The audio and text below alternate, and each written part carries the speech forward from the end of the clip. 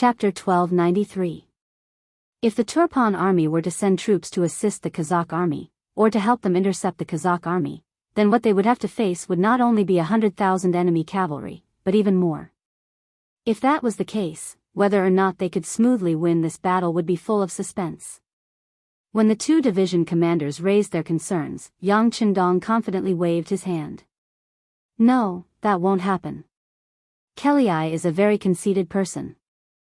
Last time, he lost to us, so he won't accept it.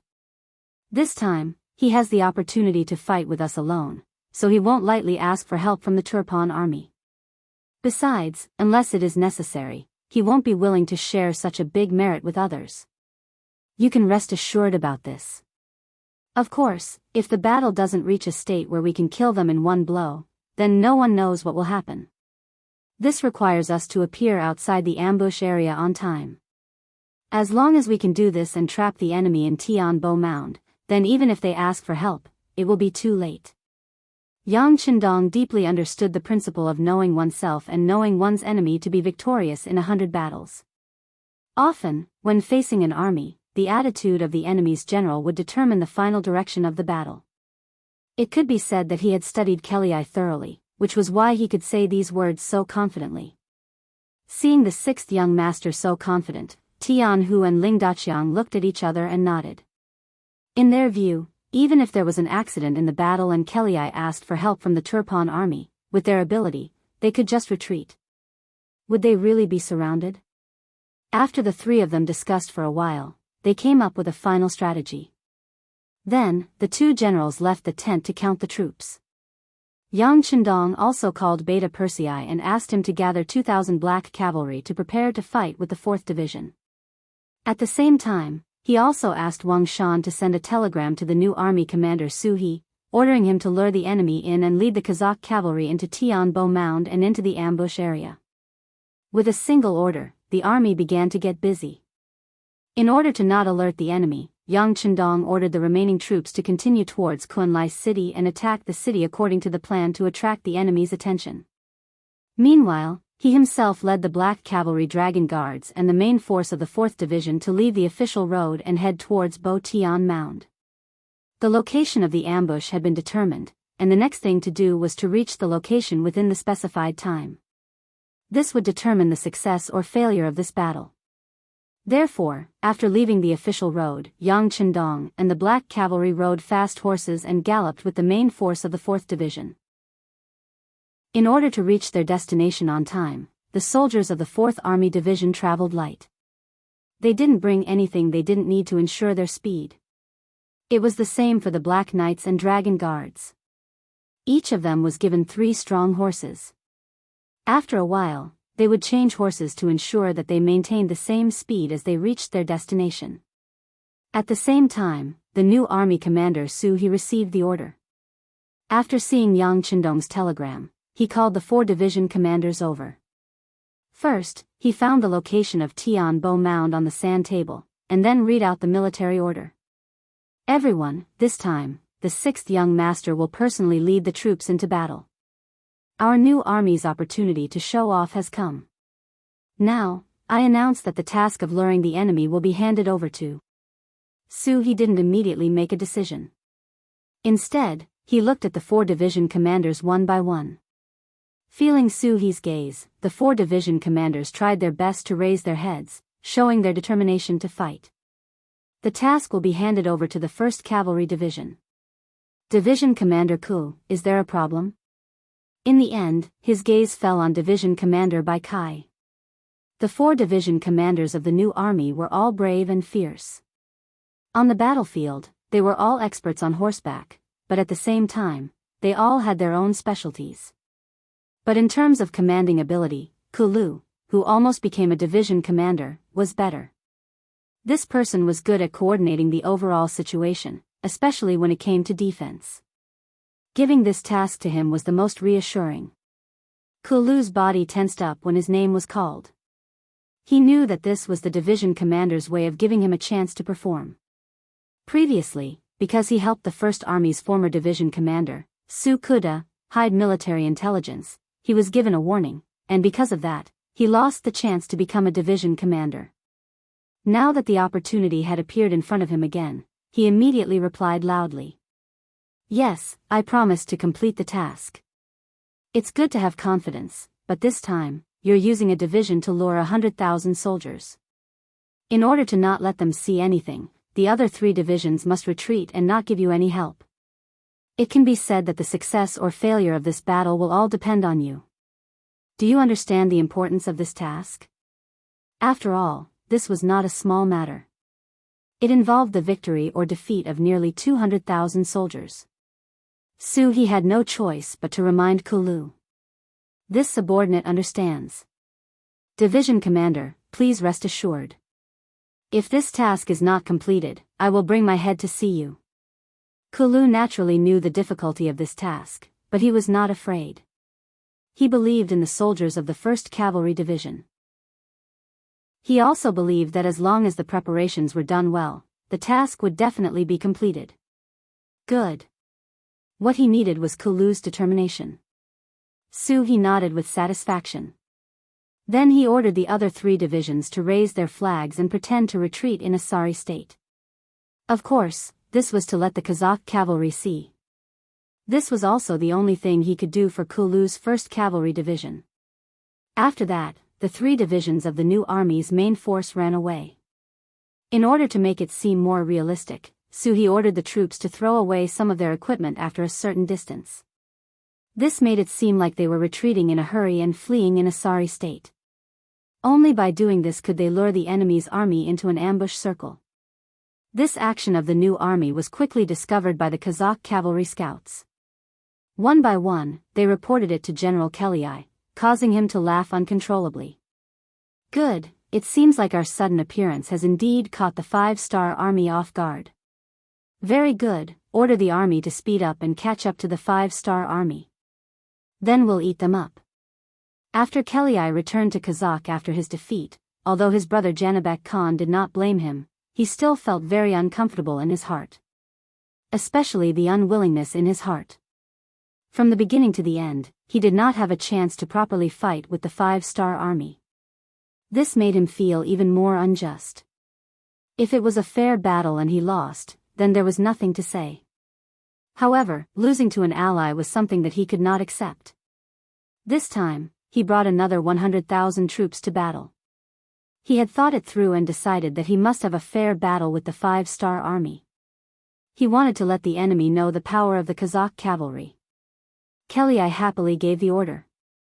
His deputy, who was personally placed in the army by Janibek Khan, narrowed his eyes and stepped out. General, should we send a message to the king of Turpan and ask him to cooperate with us to block the 5-star army's escape route? Hearing this suggestion, Kelly did not immediately reply. Instead, he fell into deep thought. Of course, he knew that blocking the 2 sides was much more effective than chasing after them alone. However, deep in his bones, he did not trust these allies. He did not want to share this great merit with others.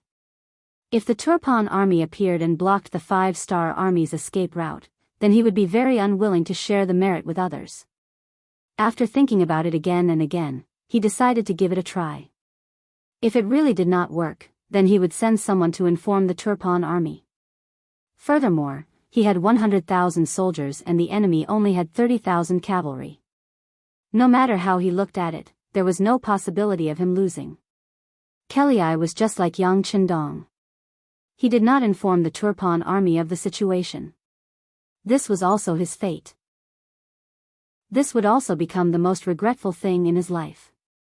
After making up his mind, Kelly ordered General Porta to be the vanguard and move quickly. The order he gave was to quickly chase after the escaping 5-star army and viciously bite their tails. It would be best if they could tangle with them and create enough time and opportunity for the main force to arrive and form an encirclement.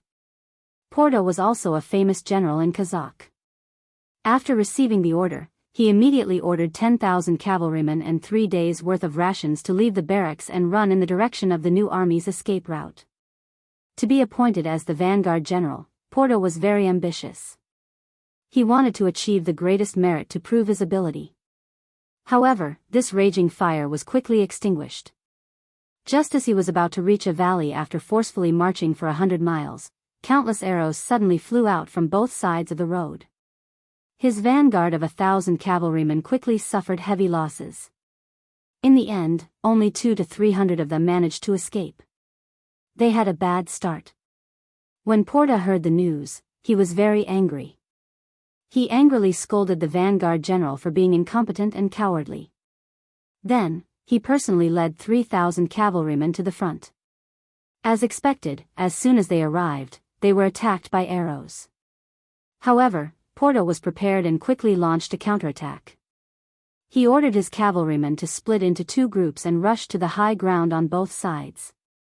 Under Porta's command, the 3,000 cavalrymen rushed through the waves of arrows and rushed to the top of the valley, which was more than 20 meters high.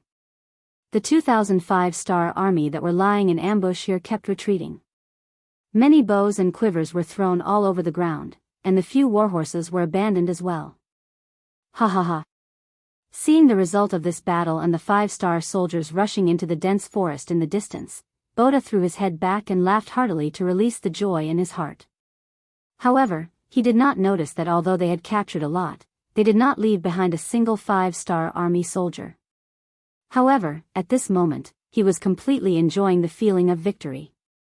Everything else had already been thrown to the back of his mind. Do you see that?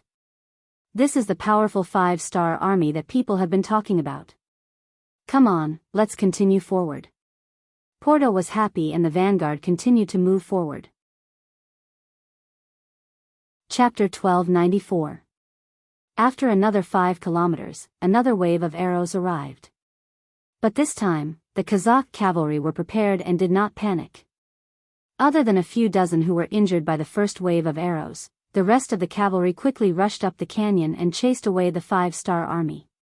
After 2 consecutive victories, the Kazakh army's morale was greatly boosted and their speed seemed to have increased a lot. However, after 5 kilometers, another wave of arrows came, forcing them to slow down their pace. Because of this, there were a total of 5 waves of arrows by the time the sky turned dark. The distance of the attacks had also changed from once every 10 miles to once every 5 miles. Fortunately, this kind of attack did not cause too much damage to the Kazakh vanguard. The total number of Kazakh cavalry was less than 1,000. This was also because they lost 600 to 700 cavalry in the first wave.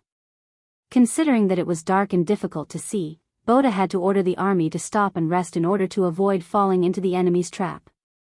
Boda, who was lying in the temporary tent, had a face full of excitement.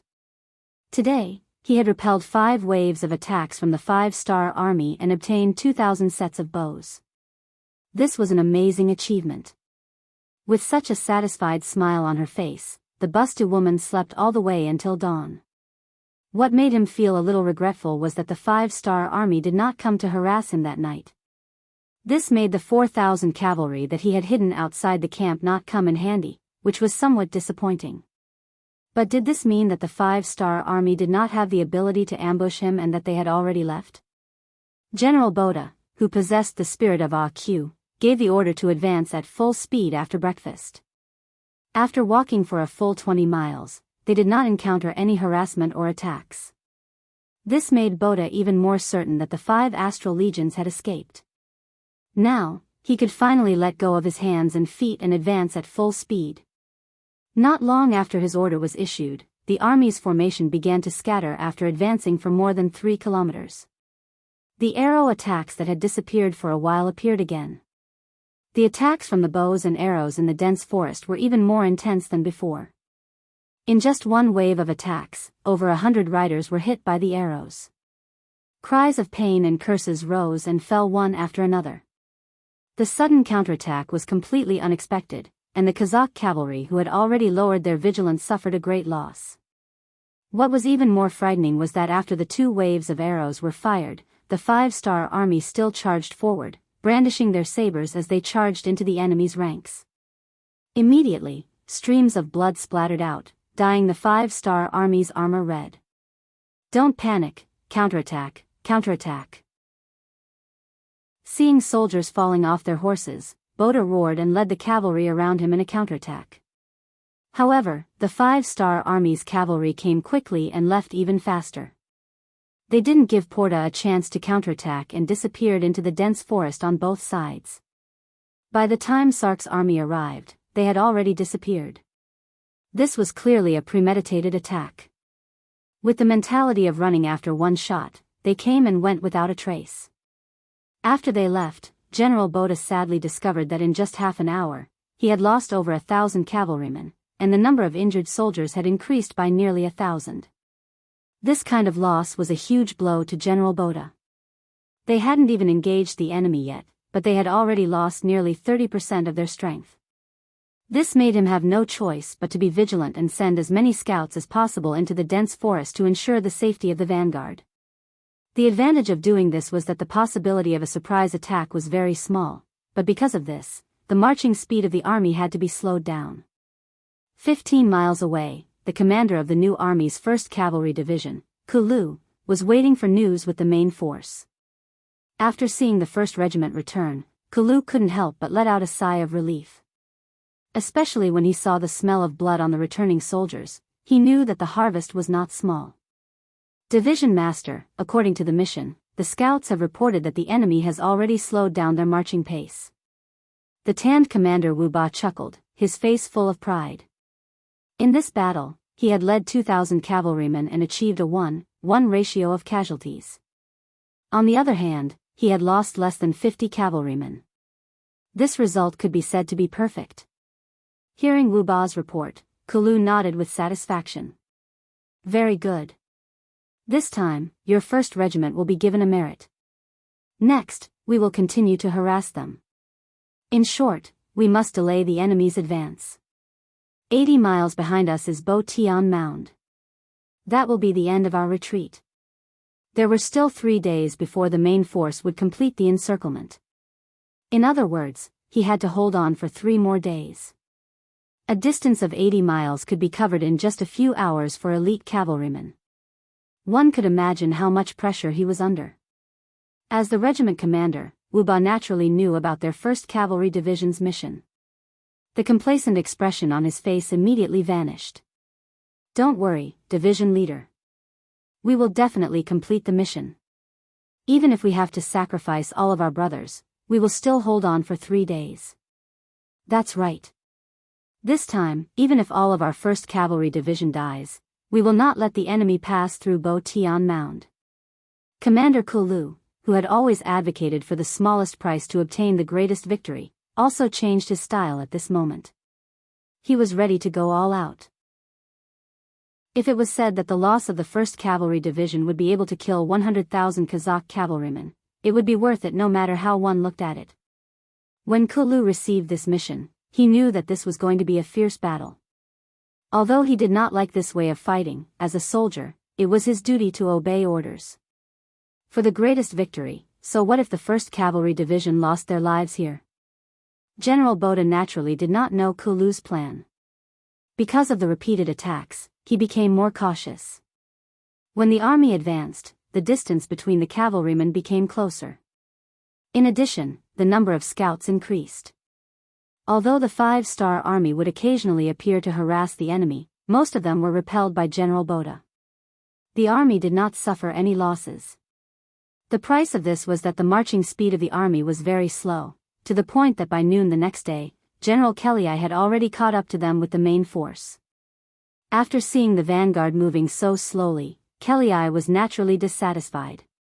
He had a guard call Botha over and scolded him. Botha also knew that the marching speed was too slow, so he did not say anything. When he saw that Kelly was tired of scolding, he made his request.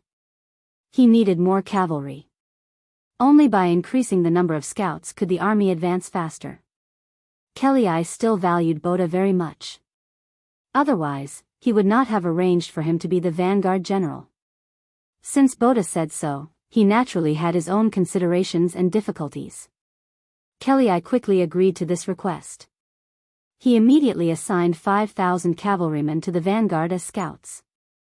With the addition of these new cavalrymen, whenever there was a dense forest on both sides of the road, groups of cavalrymen would rush into it, looking for any unsafe factors.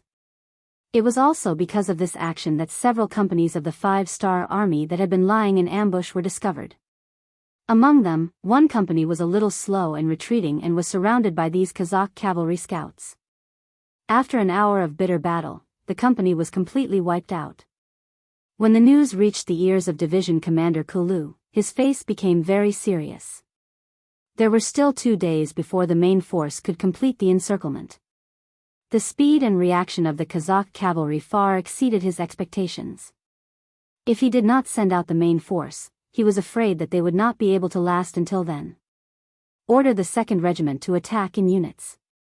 In short, the main task is to delay the enemy's advance. If we can fight, then we can. If we can delay, then we can.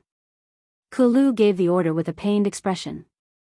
When he saw the 2nd Regiment commander leading the soldiers of the 2nd Regiment away, his eyes were filled with tears. He was very clear in his heart that it would be good if 20% of the soldiers came back. They are all heroes. Gazing at the departing figures of the 2nd Regiment, the 1st Regiment commander Wu Ba also spoke like this. Then, when he turned around to look at Kulu, he stood at attention and said, "Senior Commander, the 1st Regiment requests permission to attack after the 2nd Regiment." "No.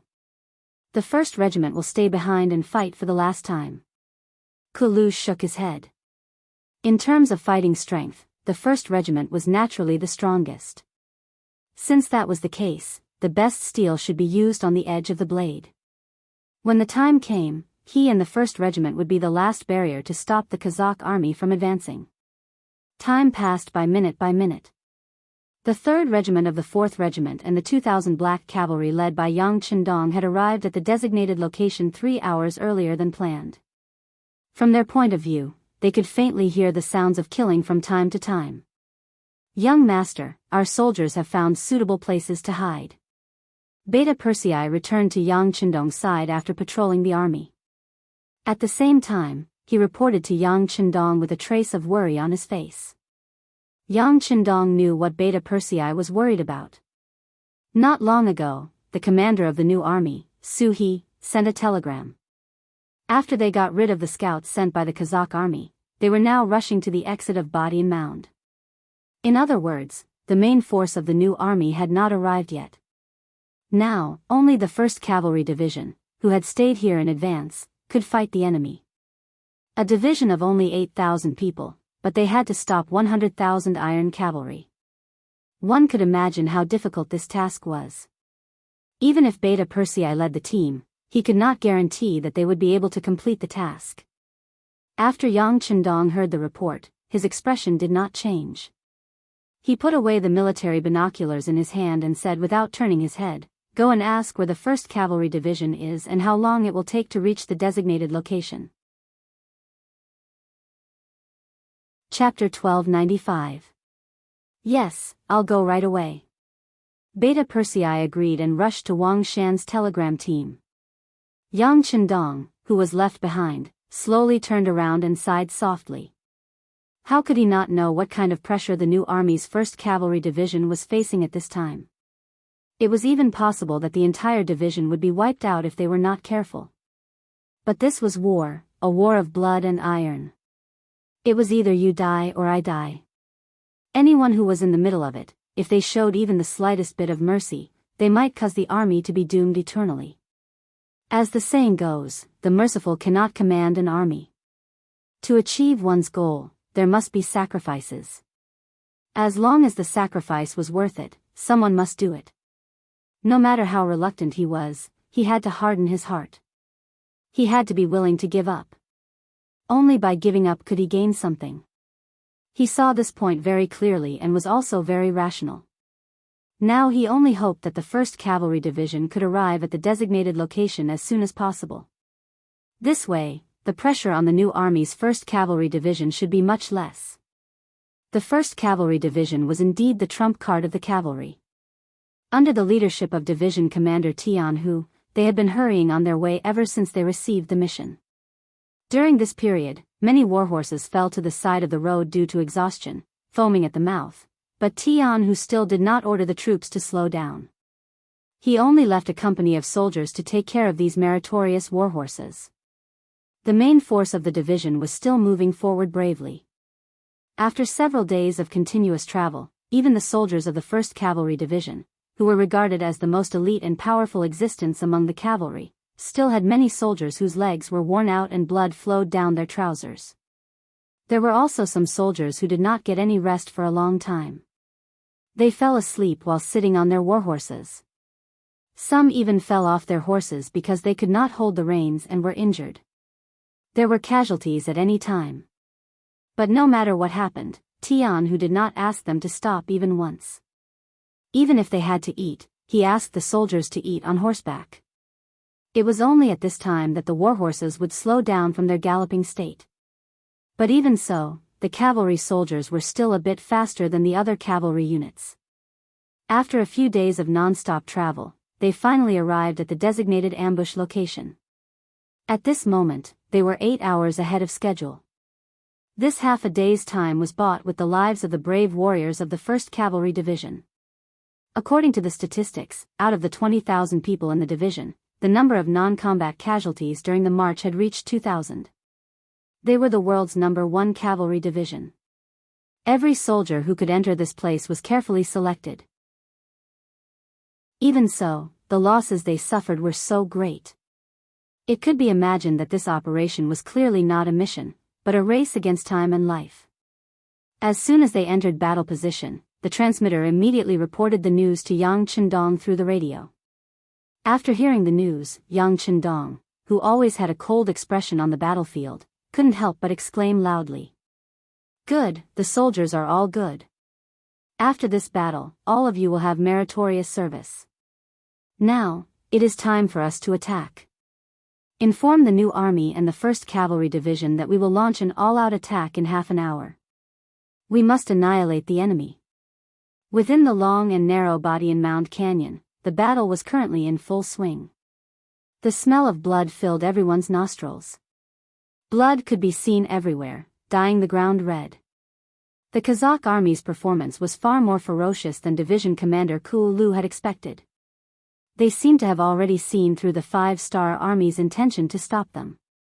As soon as they entered the canyon, they launched a frenzied attack.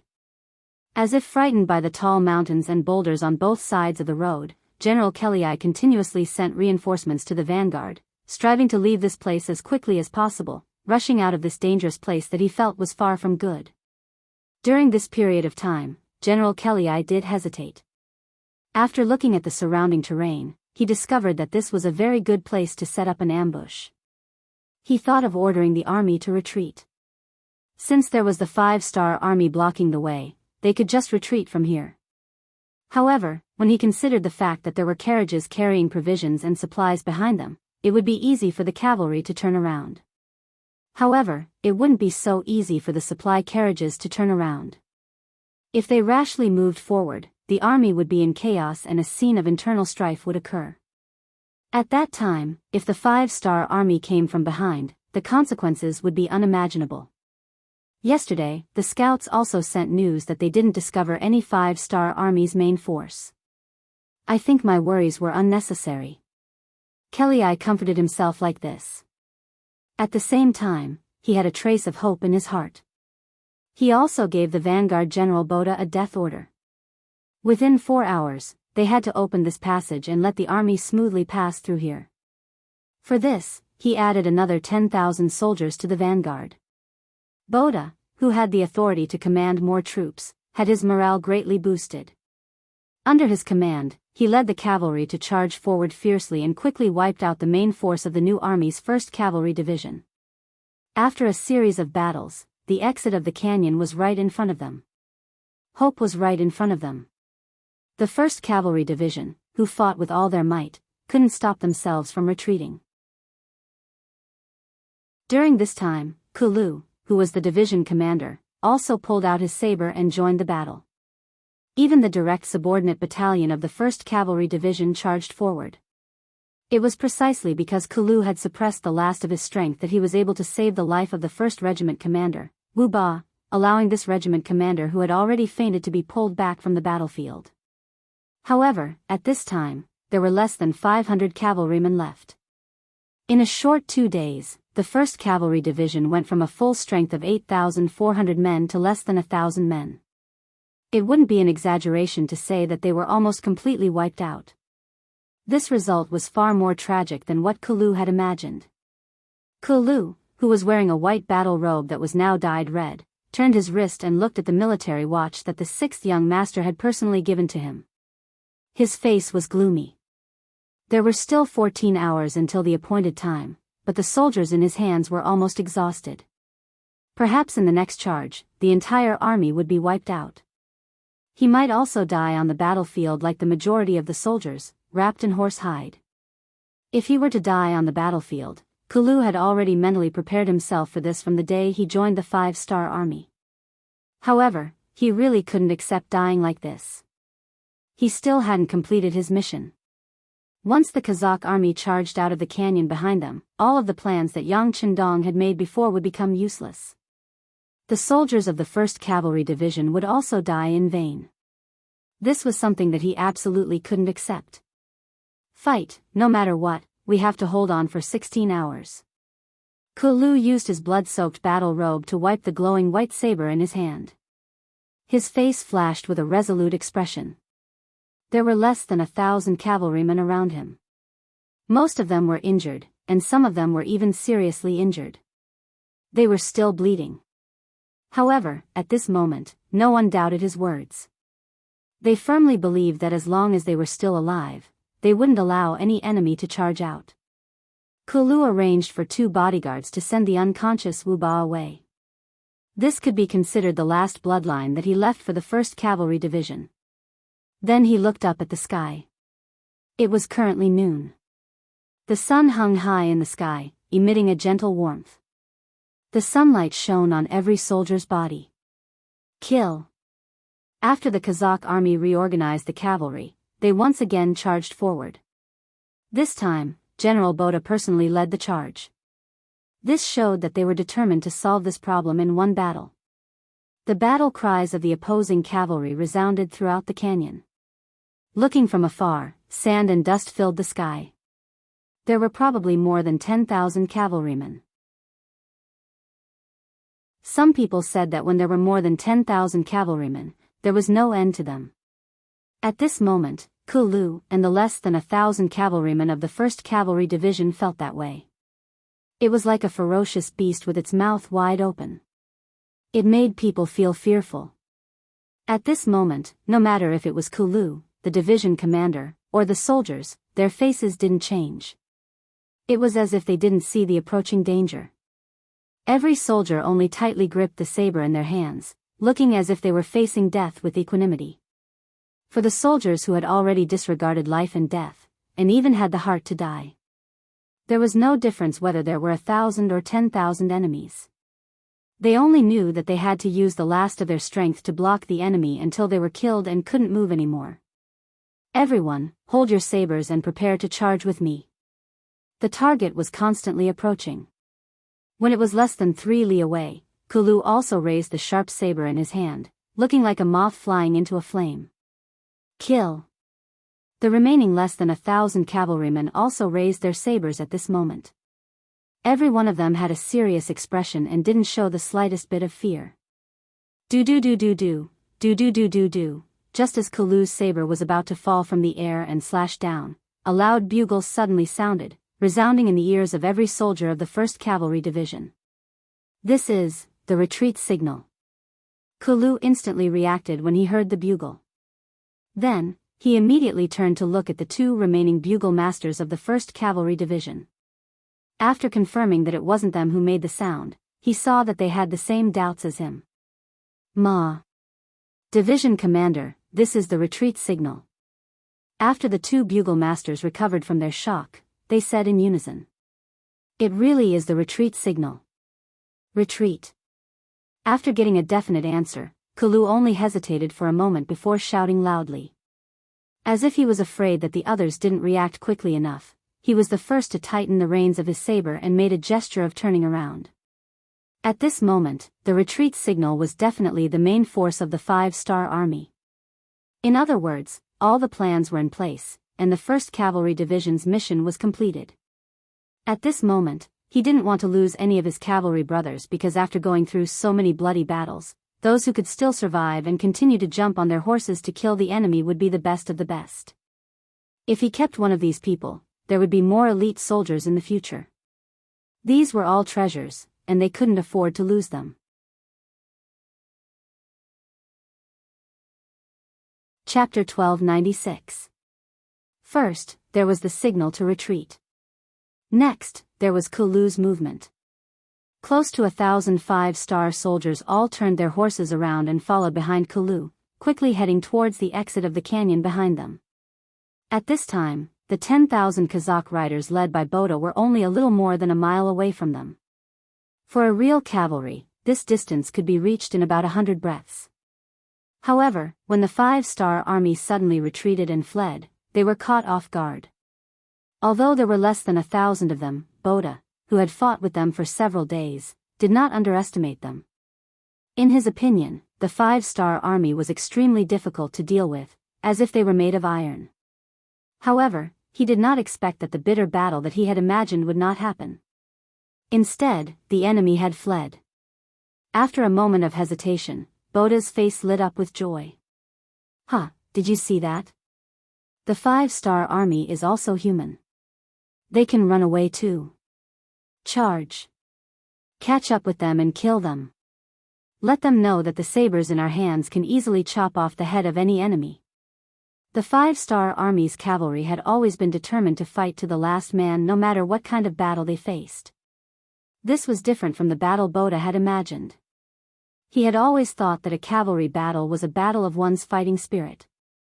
As long as one side suffered too many losses, their fighting spirit would collapse. At that time, it would be time for the victorious side to reap the fruits of their labor.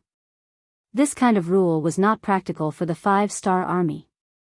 There was no such thing as their fighting spirit collapsing. They would always fight to the last man. Every time he took a step forward, he had to pay a heavy price. But now, the five-star army had finally fled. At this moment, Boda felt a sense of relief. This was how cavalry should behave. The five-star army had returned to normal. Boda was overjoyed and shouted loudly as he led the 10,000 cavalry to charge forward. If it was said that the five-star army that dared to face him head-on would still make him somewhat fearful, then the five-star army that had lost their morale and only cared about fleeing was simply not worth his attention. He only needed to charge forward and slaughter them. At this point, the outcome of the battle seemed to have been decided. Boda could not help showing a victorious look on his face. Although he had paid a price this time, he had killed at least 7,000 of the five-star army's cavalrymen. This kind of achievement was enough to make him proud. Everyone else had been defeated by the five-star army, but he was the only one who had killed so many members of the five-star army and even chased after them. Wouldn't that make him the most powerful person? When he thought about how many people would look at him in a new light after this battle, the smug look on his face became more and more intense. He seemed to have already seen countless silvers and the best official position waiting for him. Under Boda's command, the 10,000 cavalrymen's morale soared and they charged even faster. They were getting closer and closer to the five-star army, which was less than 1,000 soldiers. 1.5 miles, 1 mile, less than 300 meters, just as they were about to charge forward and kill to their heart's content, Kulu and the rest of the 1st Cavalry Division finally charged out of the canyon. When they walked out of Bo Tian Mound, they saw the new army's main cavalry formation with their bows drawn. Commander. When Kulu saw Commander Su He, who was standing in front of the middle corps, his tears flowed out involuntarily. He did not cry when the 2nd Regiment was wiped out. He did not cry when the 3rd Regiment was wiped out. He did not cry when the 4th Regiment was wiped out. He did not cry even when he knew that he was going to die in battle. But now, at the moment when he saw Su He after the war, he couldn't stop his tears from flowing out. Su He's eyes were red as well. When he saw that the 1st Cavalry Division was left with less than 1,000 cavalrymen, he knew how tragic the battle was. So many good soldiers had died just like that. As the commander, he naturally felt terrible. However, he knew that this was not the time to reminisce about the past. It was the time for revenge. Commander Ku, quickly go and rest. The military's medical center is already prepared. You are all meritorious soldiers. You must persevere and survive. Now, watch us take revenge for all of you. In this battle, the 1st Cavalry Division had perfectly executed their plan to lure the enemy in. They had been leading the enemy by the nose. Although the losses were not small in the end, it was worth it no matter how one looked at it. Kulu had made a wrong decision before and caused Kulu to lose the position of commander. Now that he had made a great contribution, he should be the first choice when there was an empty position next time. Kulu was indeed exhausted. With such a big burden on his shoulders, he basically hadn't rested for the past few days. In addition to the injuries on his body, although they weren't fatal, if he didn't want to leave any sequelae, a good rest was necessary. He nodded and said, "All right, your subordinate will take his leave." Kulu left, but the real battle had only just begun. Following closely behind the 1st Cavalry Division was Boda and his 10,000 Kazakh cavalrymen. After turning a corner, they finally saw the exit of Badian Mound. Just as the army was thinking about how they could finally go all out, they were greeted by Changbo of the 4th Cavalry Division of the 3rd Cavalry Division, which had over 8,000 cavalrymen and archers ready to shoot their arrows at any moment. They had been running back and forth for the past few days. In order to make the enemy think that they had really fled, the 4th Cavalry Division had no choice but to leave with the main force. Now that they were finally back, Changbo was envious of the 1st Cavalry Division's achievements. When it was time for him to perform, he would not be polite. He shouted, "Fire! Fire! Fire!"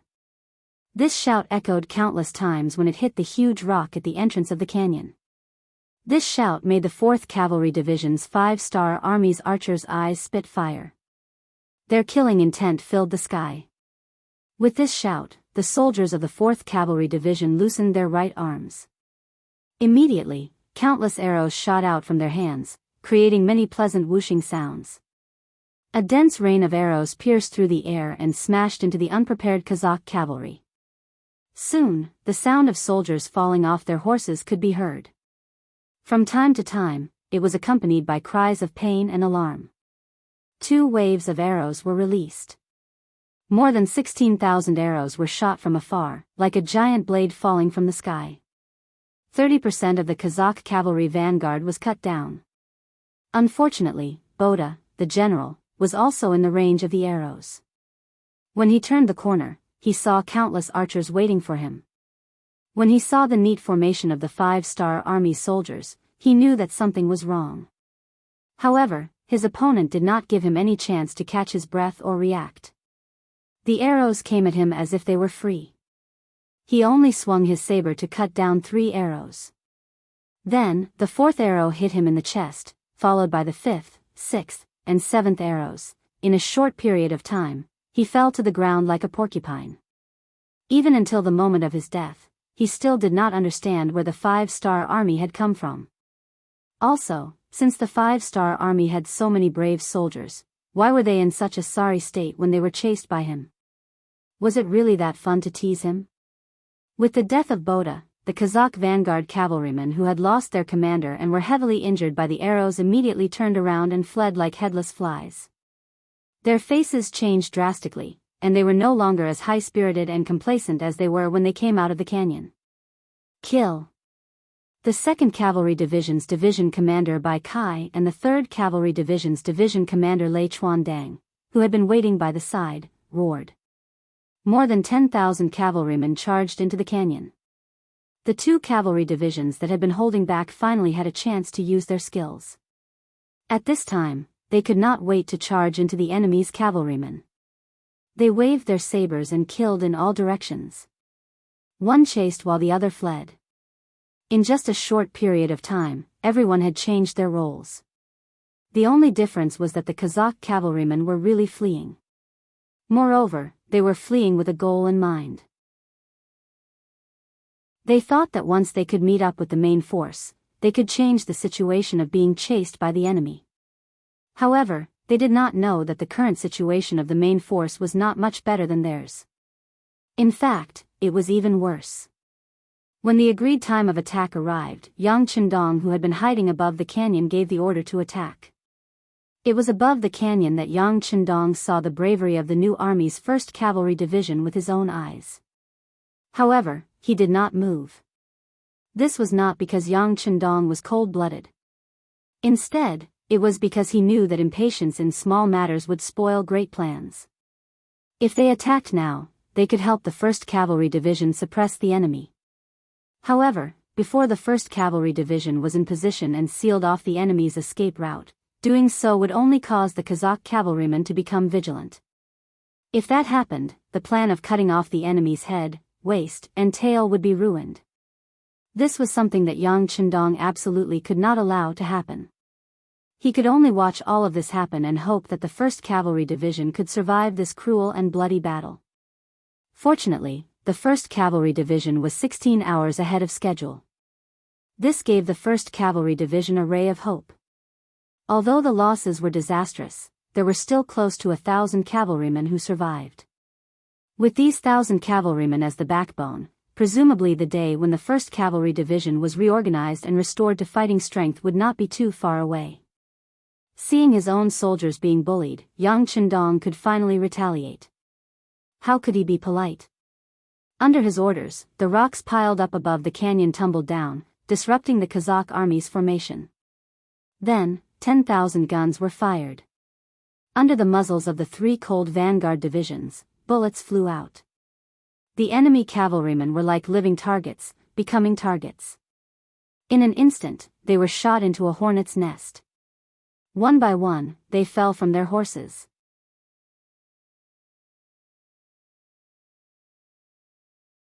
Chapter 1297. Using the 95 style to attack a group of saber-wielding cavalrymen from a high vantage point, occupying the most advantageous terrain, this was indeed bullying. However, war would not stop just because it was unfair. Here, there was only victory and defeat, only the strong and the weak, there was no reason to speak of. It was rare for them to participate in such a large-scale military operation. The soldiers of the 4th Army Division were extremely excited. As the 3 regimental commanders, they were also extremely excited. They quickly changed from shooting at the soldiers to shooting at the enemy generals. One by one, the Kazakh cavalry's kiliarchs and centurions were shot through by the bullets and fell off their horses. The sound of gunfire fell on the Kazakh cavalry, taking away one terrifying blood after another.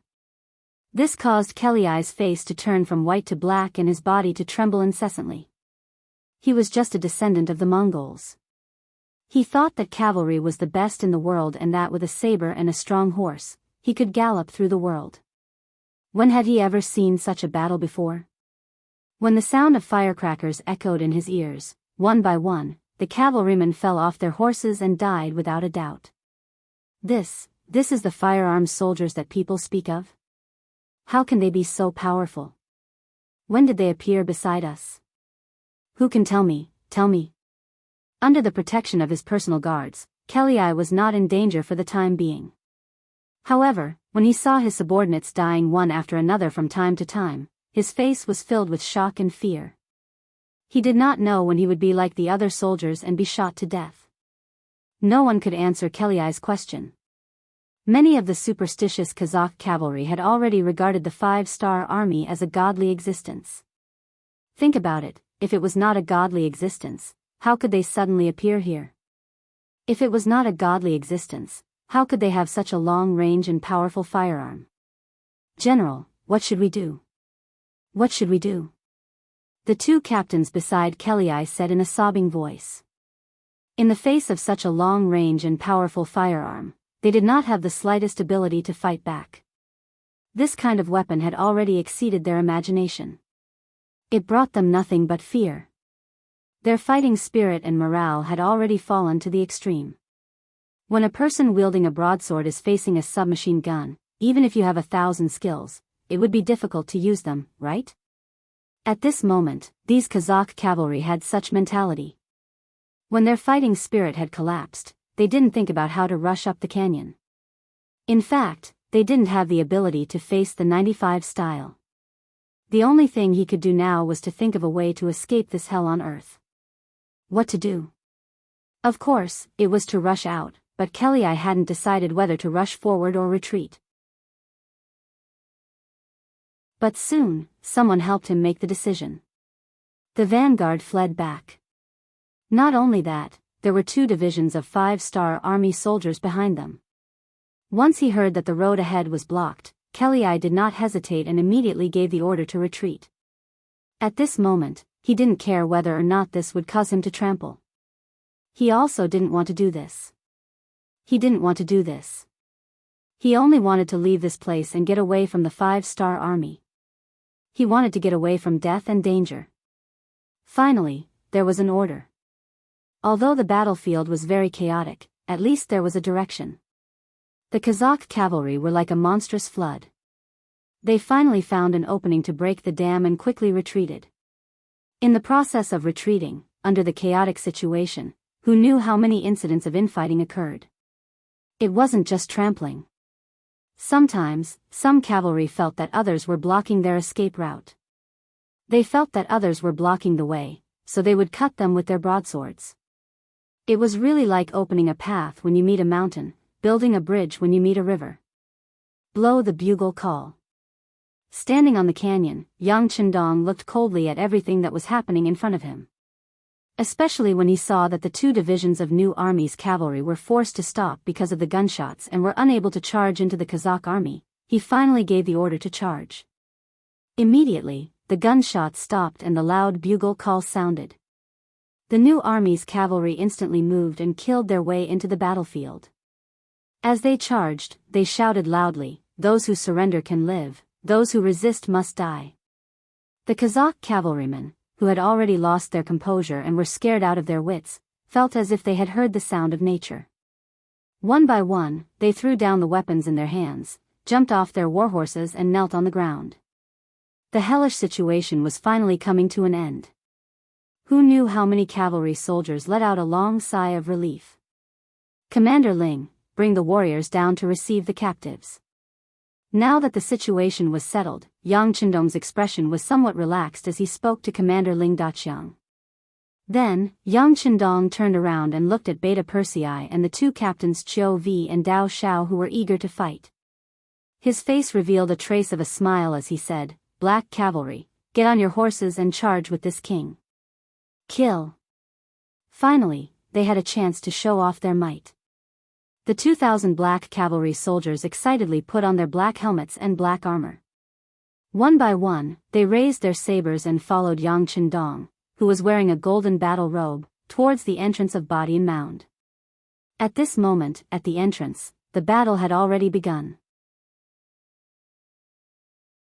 With the 1st Cavalry Division's commander, Tianhu, leading more than 18,000 cavalrymen, they had already launched an attack in half an hour.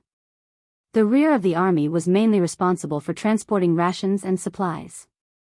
Although they had previously promised the Kazakh army that the 3 provinces would be supplied by the Kazakh army, this time, Kelly had brought a lot of rations from his own country.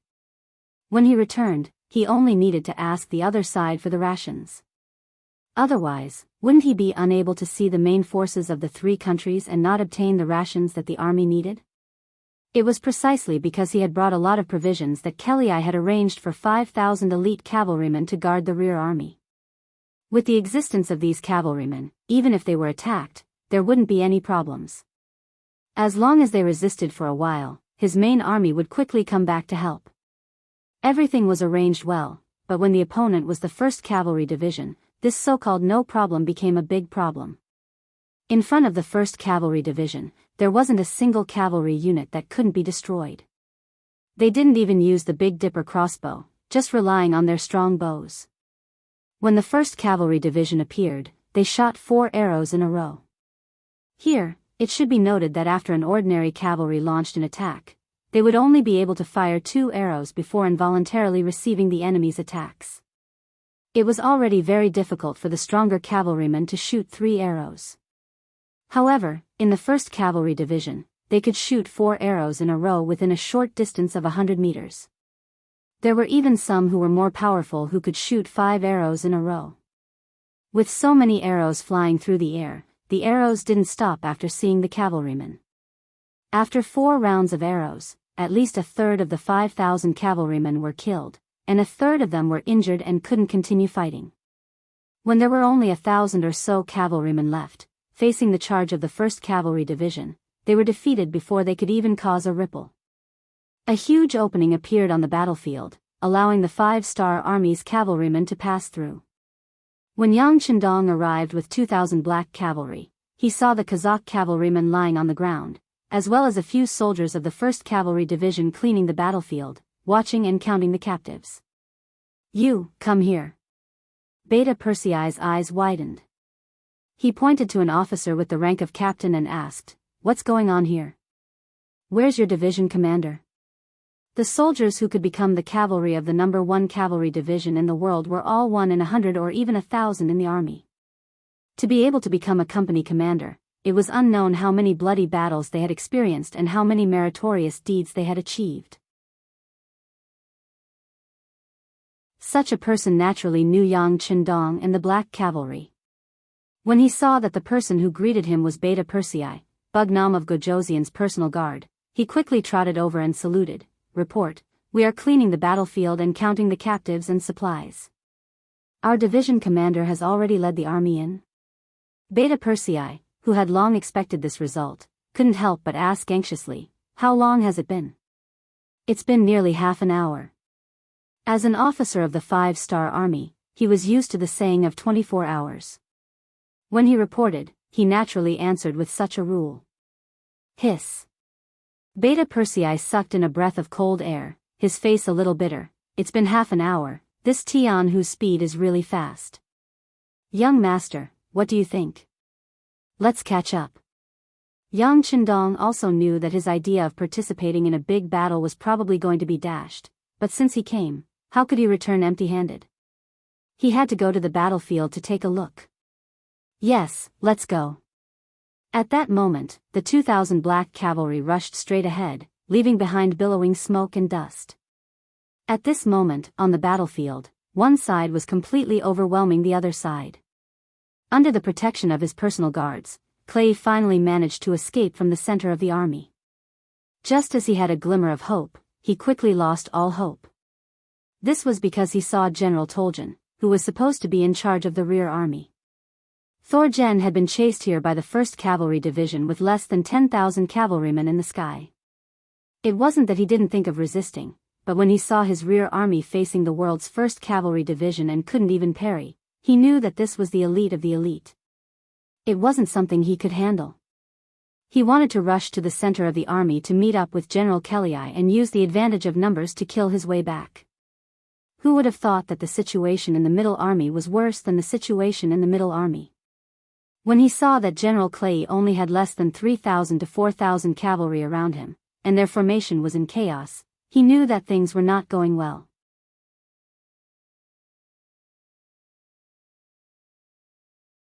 Chapter 1298. Why are you here? When Kelly saw General Toljan, his face was also filled with fear. He instantly thought of a possibility, and his heart sank to the bottom. Since the enemy had set up an ambush on both sides of the canyon, why didn't they know to cut off his escape route? It was ridiculous that he thought that going back was the only way out. This was the 5-star Army's plan. However, there was another problem.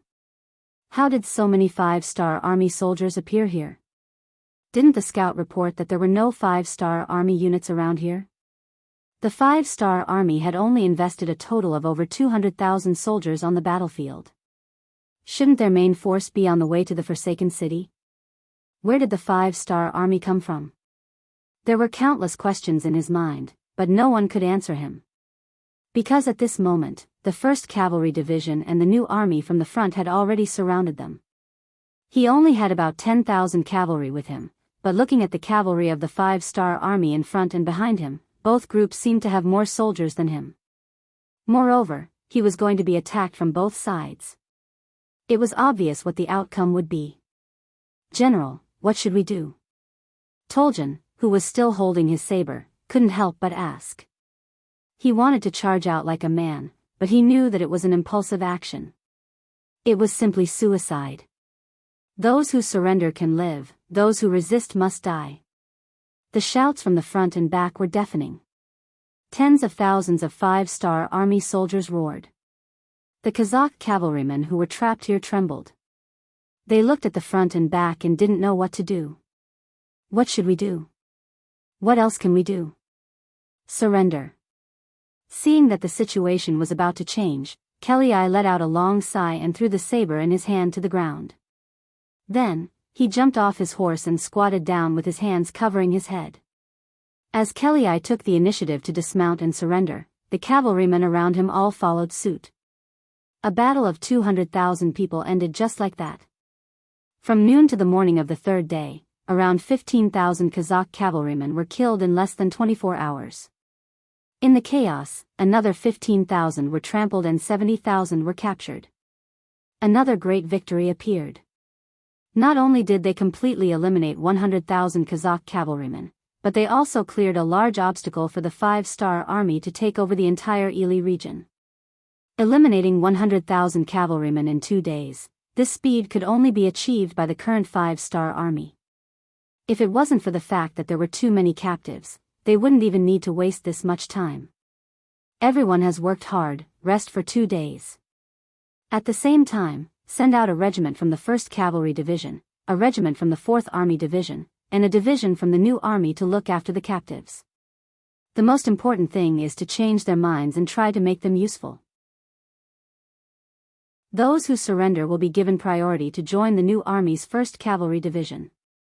Let's rebuild the platform first. As for what happens next, we might as well stab the rear of the city. It is time to deal with their problem. Yang Chendong's words were shocking. Wiping out 100,000 cavalrymen in one go allowed Yang Chendong to have a better understanding of the strength of an army. He was no longer satisfied with the small victories and set his sights on the 160,000-strong Turpan army. If they were to forcefully attack, even if they could take down the city, the losses would not be small. After all, in the face of so many Turpan soldiers, even if they broke through the city gate, the following street battle would not be so easy. But now it was different. He had just captured Kazakh's generals Kelly and Togun. Coincidentally, these two people had participated in the Five-Nation Coalition War before. Many Turpan people knew them. With such a magic weapon in hand, it would be a waste if he didn't make good use of it. Beta Persei, take good care of our two friends. Make sure they are obedient, but make sure they don't get any external injuries on their faces. After Yang Chendong assigned the task to Beta Persei, he led the Black Cavalry and left.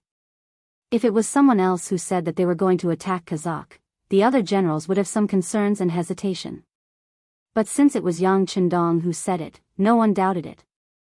Everyone thought it was a matter of course. In 2 full days, the political cadres achieved remarkable results. They successfully persuaded more than half of the 40,000 captives to join the five-star army. The rest did not seem to be a problem. Not only did this make up for the original losses, but it also increased the number of soldiers. Beta Persei did not let Yang Chendong down. After a good reception, both Kelly and Togun surrendered. After becoming prisoners, they had no other choice. They could either surrender or die. In the face of life and death, not many people could really not frown. With 40,000 more captives and persuading Kelly and Togun to join him, Yang Chendong knew that the time for the decisive battle had come. He called the generals around him and gave them the next task. In the big tent, Tianhu, Ling Daqiang, Su He, Kulu and others had almost rested. At this moment, they were looking at Yang Chendong, who was sitting in the first place, with admiring eyes, waiting for the next battle order. Seeing everyone's spirit, Yang Chendong nodded in satisfaction. With so many powerful generals in his hands, what was there to worry about? Announce the order.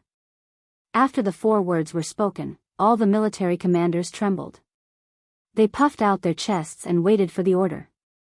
Order: Kulu's 1st Cavalry Division will be rebuilt from the captives. After it's done, take 30,000 captives who don't surrender to Turpan and hand them over to the five-star army.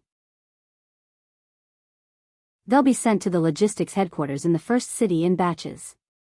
Many places are undergoing major construction and need a lot of labor. Since these people don't want to bow their heads, they'll serve as laborers. Each of them will be sentenced to at least 20 years. If they perform well, their sentences can be reduced appropriately. Kulu was called out. Although it was a pity that he could not participate in the upcoming battle, escorting so many young and strong captives was also a big deal.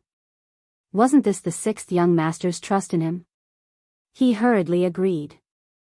When the other commanders heard that they had to serve for 20 years, they could not help but break out in a cold sweat. That was the most glorious 20 years of a man's life. It could be imagined that they would be little old men after the time was up. They probably wouldn't be able to do anything in life. But on the other hand, who could they blame for this? They dared to not surrender after becoming captives. It was already a good thing that they were not killed. After dealing with the captives, Yang Chendong said for the second time, "Order Suhi's new army to take the lead. Escort 30,000 Kazakh captives to the city gate. Try to give a fatal blow to the leadership in the shortest time possible to assist in the upcoming street battles in the city and seize the absolute initiative. Of course, if we can persuade the other party to work for us, that would be the best. Well, Kelii and Thorjen can be used by you. Act according to the situation." "Yes." Suhi, who heard the order, quickly responded with a military salute. Although Kulu's 1st Cavalry Division was missing in this battle, there were more than 30,000 captives. In this way, he had more than 50,000 troops in his hands, which made his confidence soar. "Order the 4th Army Division and the 1st Cavalry Division to cover the rear. When the new army enters the city and opens the city gate, look for an opportunity to destroy the enemy." "Yes." Ling Daqiang and Tian, who both stood at attention and answered. Although they couldn't take the first credit this time, they didn't complain. They all knew that street battles were the most chaotic battles. They didn't want to fight with their elites like this. Yang Chendong must have considered this point and made this decision. As soon as the order was given, the army quickly moved. The officers all carried out their duties, and the army sped up towards Kalisi city.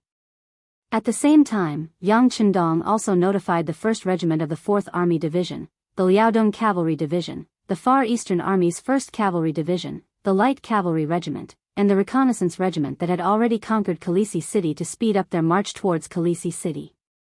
At that time, they would surround the 4 cities and not let a single enemy escape.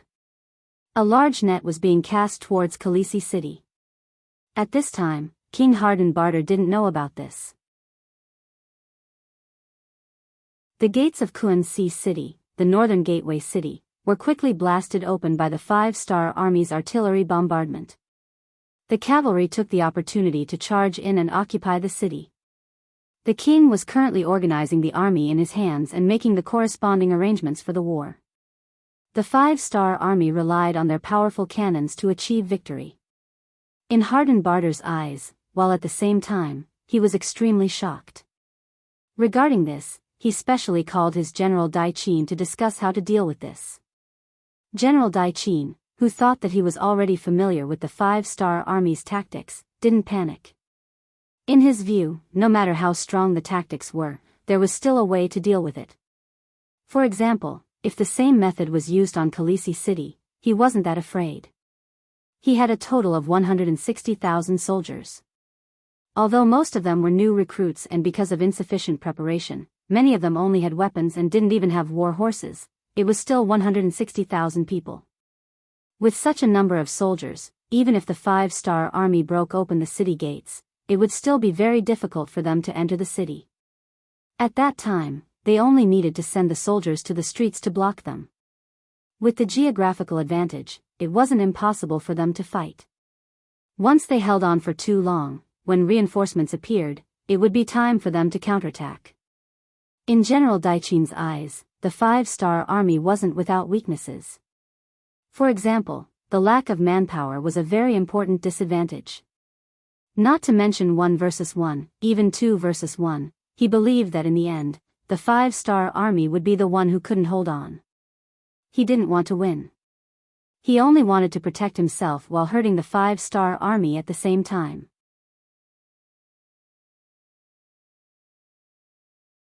Chapter 1299. On this point, King Harden Barter had the same view. The 5-star army, who had a huge appetite, would definitely not lose too many soldiers in Forklift. As long as he could hold on, the 5-star army would retreat without attacking. Very good, General Daichin, I will hand these 160,000 soldiers over to me. You will be in charge of the arrangements in the city in order to deplete the strength of the 5-star army to the greatest extent. Yes, I will not disappoint my king. Daichin cupped his fists and said.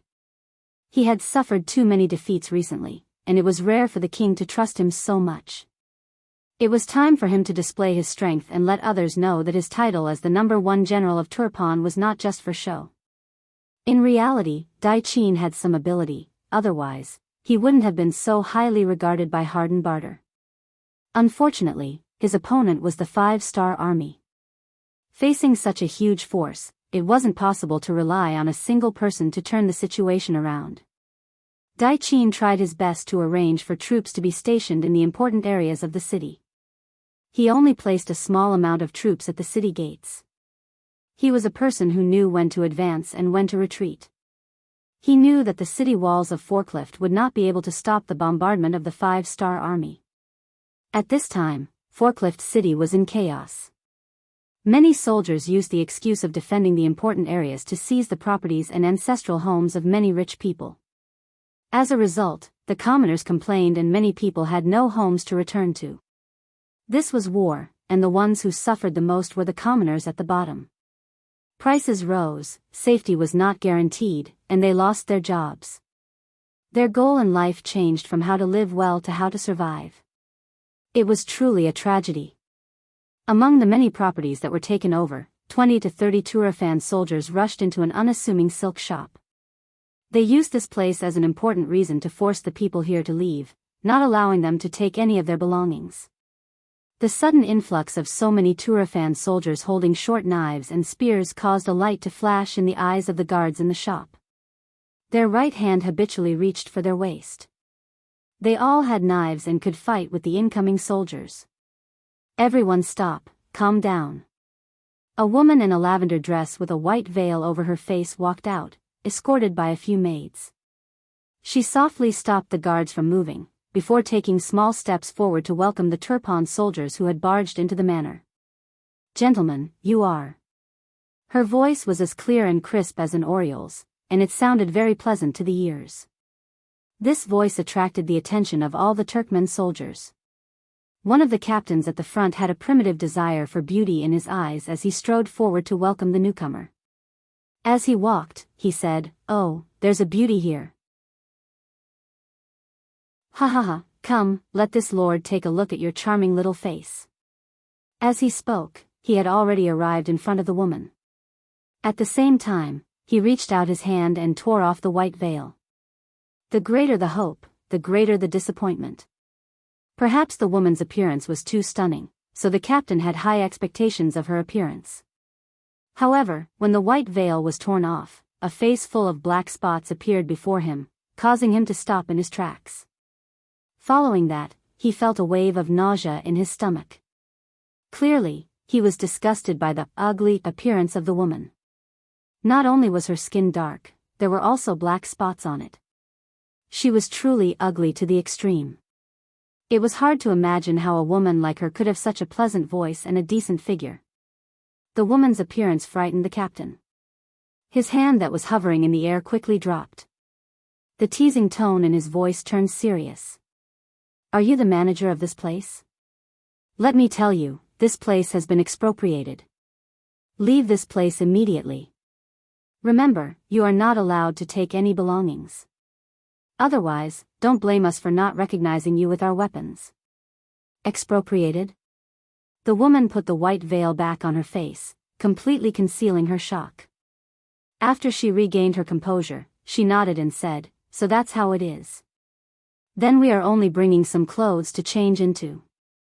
Is that okay? You also know that we women always like to be beautiful." As the woman spoke, a piece of silver appeared in her sleeve and handed it to the captain. When he heard the woman say that she liked to be beautiful, the captain wanted to vomit. If it wasn't for the sake of the silver, he was afraid that he would have already flung her away. But since he had received the benefits, he had to do something. Okay, hurry up. You can only pack some clothes. You are not allowed to take anything valuable. Okay, we will listen to you. The woman quickly nodded, then turned around and said to the 4 women who followed her, Go, pack a little. Sigh, I don't know when these days will end and where we will live. The women moved quickly. After a while, each of them came out with a cloth bag. Seeing how weak they were and how easy it was for them to carry the cloth bag, the captain knew that there was nothing valuable in it. He immediately waved his hand and without even checking, he said, Okay, you have taken the things. Quickly leave. Yes, sir. After the ugly woman bowed, she led the 4 maids and 4 guards out of the silk shop. When they reached the main street, they saw many homeless commoners and merchants just like them. Among them, there was no lack of people who were crying and wailing. The homes they relied on for survival had been occupied, and their wealth had been plundered clean. There were even some who had slightly beautiful women in their homes who had been snatched away. If there was any resistance, those soldiers would brandish their swords and kill them mercilessly. The various scenes that happened made the commoners feel as if the sky was falling and the earth was sinking. At this moment, other than crying loudly on the streets outside their homes, they seemed to be unable to do anything else. Sister Nian, it seems like they didn't come for us. We were just caught in the crossfire. After coming out and seeing what was happening outside, one of the maids said in a low voice. The so-called Sister Nian was the ugly woman wearing a white veil. Her full name was Sun Nian. Of course, the so-called silk shop and the face that made people not want to see it a second time were all a disguise. She was still very beautiful. After all, to be selected by the CIA and become a team leader, she had to pass the test in terms of beauty first. Yes, these Turpan soldiers have all gone crazy. How can the city not be in chaos when they treat the people like this? How can the country not be destroyed? Sister Nian shook her head. Then she asked in a low voice, Did you bring everything out? We brought everything out. We took apart the radio and held it in our hands. It was a close call just now. If they really wanted to search the package, I'm afraid we would have to fight. The guard who was asked was also a member of the CIA. He said with lingering fear. It's good that you brought it out. Sister Nian nodded. If they really had to fight to the death just now, she wouldn't have been worried. The 8 of them had all undergone professional training. Under a sudden attack, 20 to 30 ordinary Turpan soldiers wouldn't be a match for them. However, that would easily expose their identities. Since they were out, of course they couldn't go back. After thinking for a moment, she said, Let's go to the 4th safe house. Then report this matter and wait for orders. The so-called 4th safe house was a residence of the rich and powerful in the city. Normally, they wouldn't go there because the security there was tight, and it was inconvenient to move around. However, it was the only place where they wouldn't be harassed.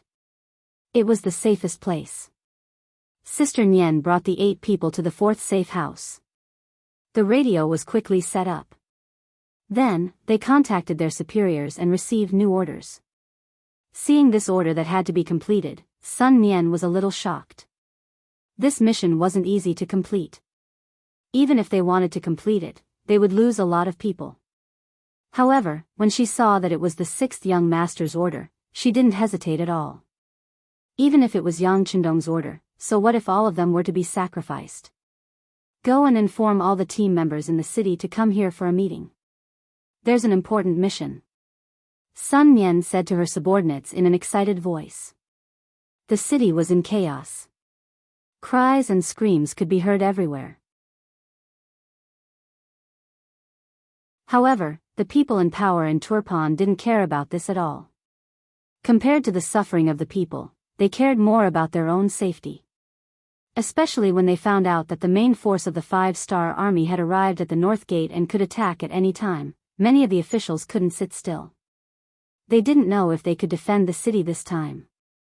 Could they stop the 5-star army? Just when everyone was worried, a piece of good news came into the city.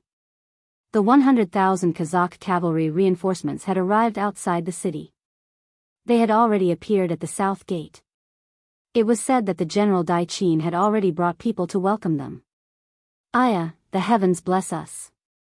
After finding out that there were 100,000 reinforcements, many of the Turpan officials in the city were very happy.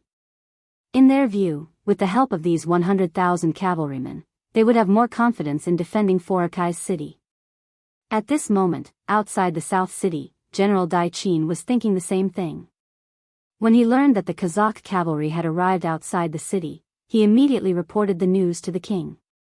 If it wasn't for the chaos in the city, the king of Hadenbar would have personally come out to greet them. General Daichin came to Kelei with a face full of joy. He stretched out his arms and gave Kelei a warm hug. To him, the appearance of the 100,000 Kazakh cavalry was like a ray of light in the dark night. It was the hope that they could persevere.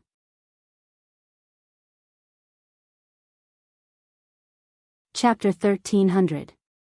Perhaps because he was too excited, Daichin didn't notice Kelei's ugly expression until he hugged him and felt his body stiffen. He then asked in surprise, "General Kelei, are you not feeling well?" Kelei bitterly smiled. He wanted to say that he was no longer a general, but a captive. However, he knew that there was a gun pointed at him from the side. He had seen the power of a gun before. Taking his life within 30 meters was as easy as stepping on an ant. Not to mention that the two people in charge of monitoring him were less than 10 meters away from him. He definitely didn't dare to gamble and didn't want to die. If he didn't want to die, then he had to follow the 5-star Army's request. Kelei could only bitterly say, "General Daichin, I don't know if it's convenient, but I have something to say to you." It was this sentence that made Daichin, who had a trace of doubt, let down his guard. He thought that Kelei had something that he couldn't say, which was why his expression wasn't good. Considering that Kelei was here to help him, if there was a problem, he should help him. Thus, he nodded and said, "Of course it's convenient. We are friends, so we can talk about anything." Okay. Kelei was waiting for this sentence. After he finished speaking, he turned around and said, "If that's the case, then please follow me. What I want to say is confidential and I don't want too many people to know." Facing Kelei's request, Daichin didn't think too much. He only thought that Kelei was talking about conditions. After all, this was the help of 100,000 cavalry. If it was him, he would also make some requests. Thus, he only brought a few people and followed Kelei to the side of the cavalry army. When he walked in, Daichin noticed that there was a group of people waiting for him. Among them was an old acquaintance, Kazakh's General Toljan. It was because of this person's existence that he didn't think too much and continued to walk behind Kelei. General Daichin thought that he still had a long way to go, but Halyei suddenly stopped and turned around with a bitter smile on his face. But this time, he didn't say anything. Instead, someone beside him spoke, "General Daichin, I didn't think that we would meet here. How have you been?" The person who spoke was the commander of the new army, Suhi. With regards to this person, Daichin naturally had a deep impression of him. Thinking back to the time when he brought his army to fight against him, he was defeated. That was the greatest humiliation to him. He curiously looked at the other party and didn't say anything. Hundreds of thoughts flashed through his mind. How could this person be so similar to the commander of the 5-star army? Without an answer, Daichin turned his gaze to Halyei. Clearly, he wanted an answer. Why would the Kazakh cavalry walk together with a general of the 5-star army? Seeing that Daichin wanted to hear an explanation or an introduction, Halyei reluctantly said, "Then let me introduce you. This is General Suhi. He is the commander of the new army of the 5-star army." After saying this, Halyei hurriedly moved his head to the side. Clearly, this betrayal of an ally made him very embarrassed. If possible, he wanted to find a hole to hide in. Hearing the introduction, General Daichin saw that the other party was indeed the commander of the new army of the 5-star army. His expression changed and his right hand habitually reached for his waist. Clearly, he had already felt the existence of danger. Unfortunately, it was already too late for him to react. Military Commander Su He's guards, who had been observing all this from the side, stepped forward first. Two of them restrained Dai Qin from the left and right, pressing down on his shoulders so that his body couldn't move. At the same time, the bodyguards behind him were also restrained. All of this was done silently. Because it was far from the Turpan army, it didn't attract anyone's attention. Suddenly being restrained, General Dai Qin's face was naturally filled with anger. He looked at Hao Ye, who had just turned around and scolded loudly, "Hao Ye, I trusted you so much. You actually surrendered to the 5-star army. You coward, you, enough." Su he said with a look of disdain. Then he looked at the furious Dai Qin and said, "Wanting to live isn't about being afraid of death. It's about seeing if there's any meaning in dying. Come, bring him here." After Su He's words, a man who looked like a housekeeper was escorted over from the crowd. This was an old man over 50 years old. His appearance was nothing special, but when he appeared, in Dai Qin's eyes, it really made him pale with fright. He didn't have time to scold Hao Lei, and asked nervously, "Housekeeper, why are you here?" The person who came was Dai Qin's housekeeper. He had followed Dai Qin for tens of years and could be said to be his most trusted person. For him to appear here really surprised Dai Qin. But very quickly, his face changed again and again. He suddenly thought of something. As expected, after seeing Dai Qin, the old housekeeper cried painfully and said, "Master, Madam, young general and the ladies were all captured by them. You have to make a decision." Ah! After hearing this, Dai Qin's whole body shook. He then used all of his strength to try and break free. It was just that the 5-star army was already prepared, and this strength was quickly suppressed. Unable to break free, Dai Qin could only curse, "You bastards, if you dare to hurt a single hair of my family, I swear I will take your lives." Dai Qin was still shouting, looking like he was about to fight to the death. Su He, who had already expected this, wasn't in a hurry. After a while, when the other party seemed to have vented enough and was about to use up all of his strength, he said, "Your family is naturally very safe and well protected. But whether or not they will be safe will depend on General Dai Qin's choice. If you still want to work for the hardened Bartle that is about to be destroyed, then you have no one to blame." Threat. It was a blatant threat. On the battlefield, in order to win, one would do anything, not to mention against a foreign race. When Su He was ordered to do this, he didn't feel any pressure at all. Now that the words had been spoken, all that was left was for General Dai Qin to make his own choice. He was tired of scolding and shouting.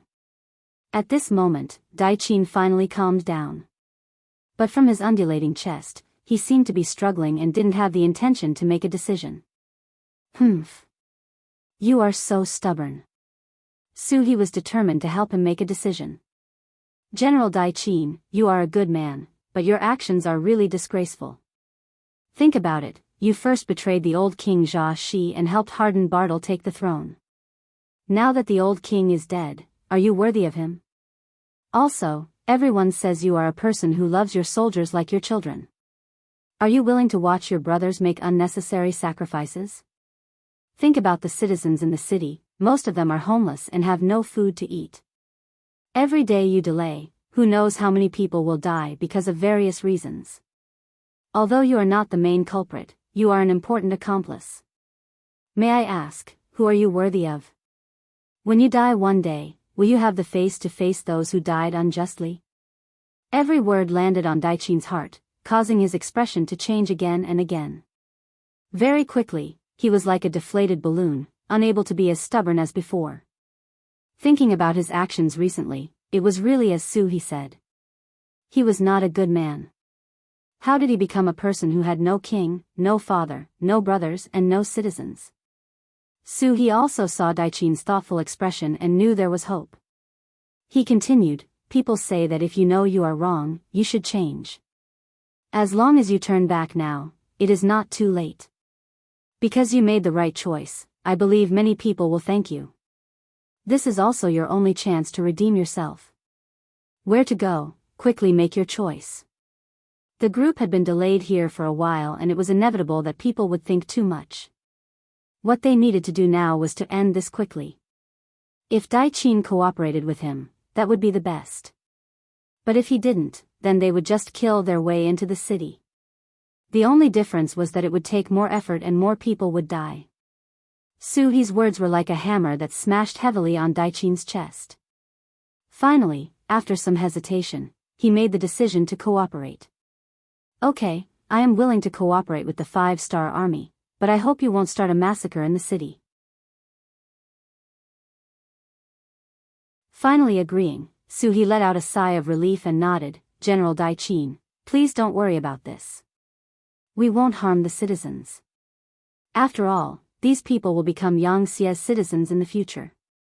As for the soldiers in the city, as long as they don't resist, we promise we won't do anything to them. Okay. Hearing this promise, Dai Qin's face revealed a relieved expression. Maybe Su He was right. What he was going to do now was to redeem himself for his previous mistakes. Since Dai Qin agreed to cooperate, the next step was naturally much easier.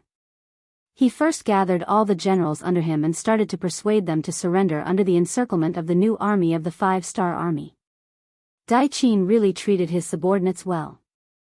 After he revealed his intentions, and with the deterrence of the 5-star army, no one objected and everyone agreed to follow the general's decision. This was something that couldn't be helped. The 5-star army had already killed their way into the city. At this time, there was no point in resisting. Instead, they would sacrifice their own lives. And this kind of meaningless sacrifice was something no one was willing to do.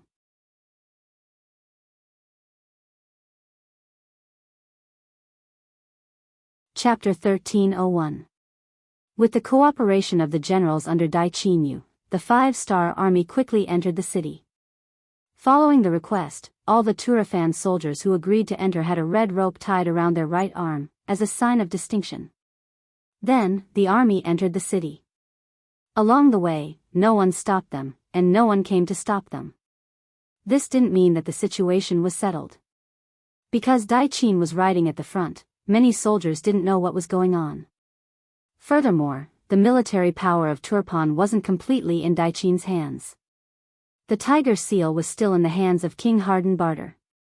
If they didn't convince him, the problem wouldn't be solved. Dai Qin, who also knew this, unexpectedly volunteered to enter the temporary palace to see Hardenbarter. He wanted to persuade him. This was also the best way he could redeem himself. This idea was good, but Su He didn't think highly of this mission. Especially when he thought about what Yang Chendong told him before they came. In Turpan, anyone could surrender except for King Hardenbarter. To others, surrendering was just a transfer from one faction to another.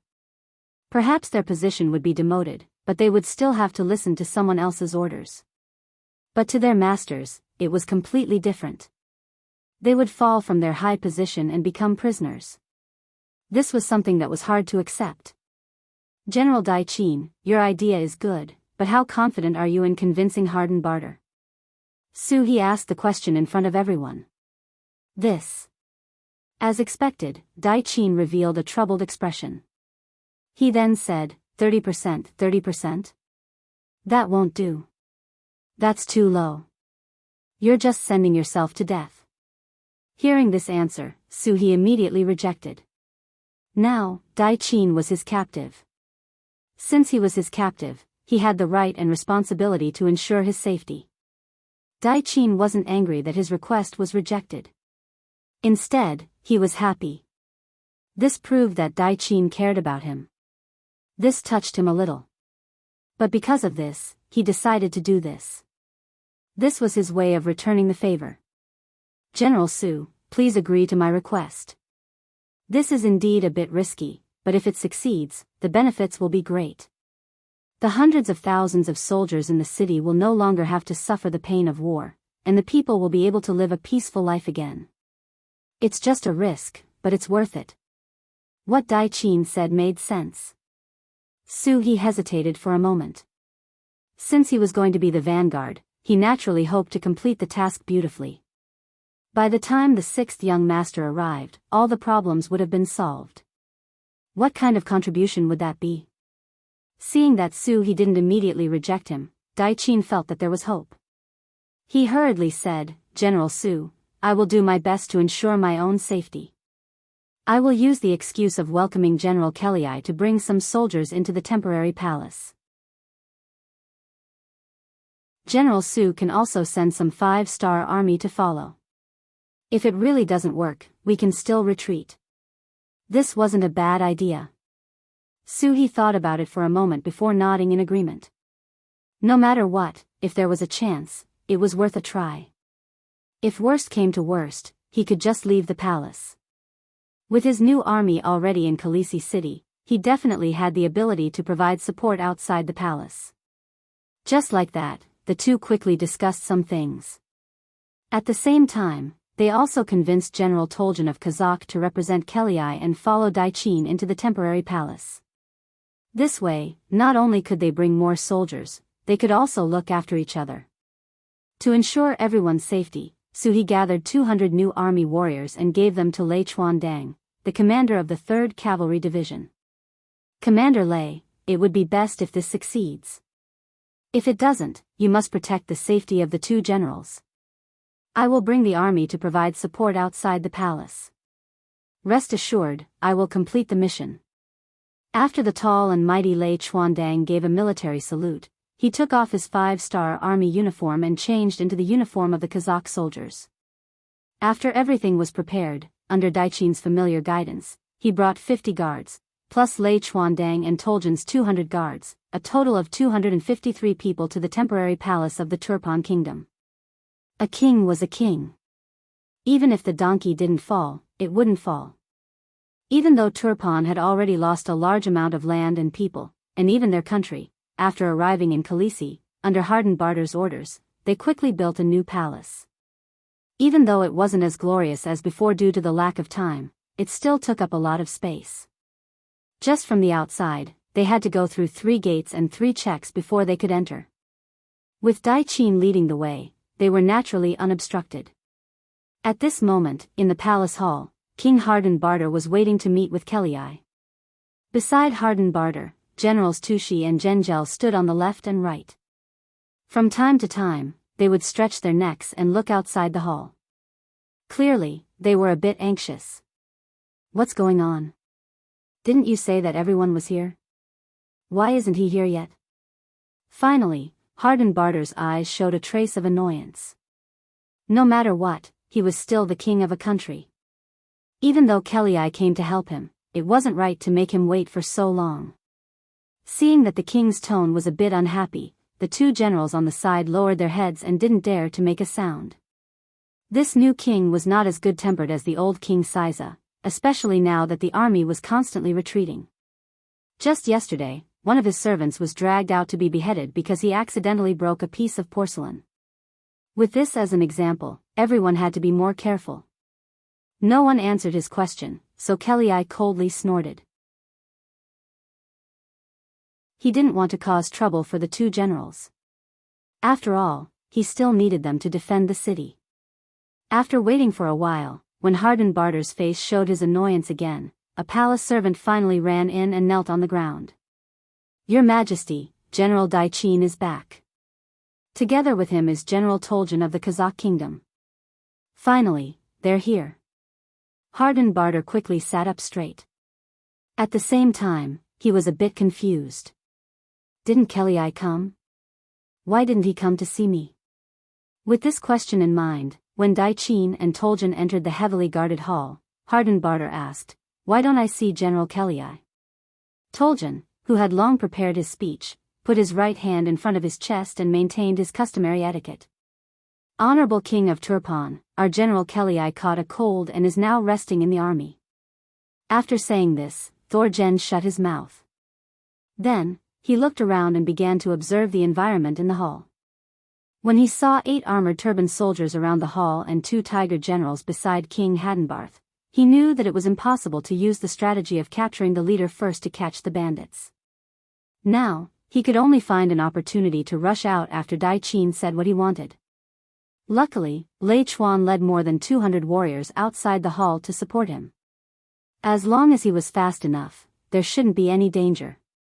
As for whether General Dai Qin's persuasion would succeed, he didn't have any hope.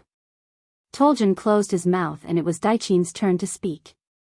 He needed to find an excuse for being late, so he said, "Your Majesty, General Kelii is indeed not feeling well. Luckily, I've already asked after him on behalf of Your Majesty. Please forgive me for being late." "I see. Everything is right." Harden Barter nodded without thinking too much.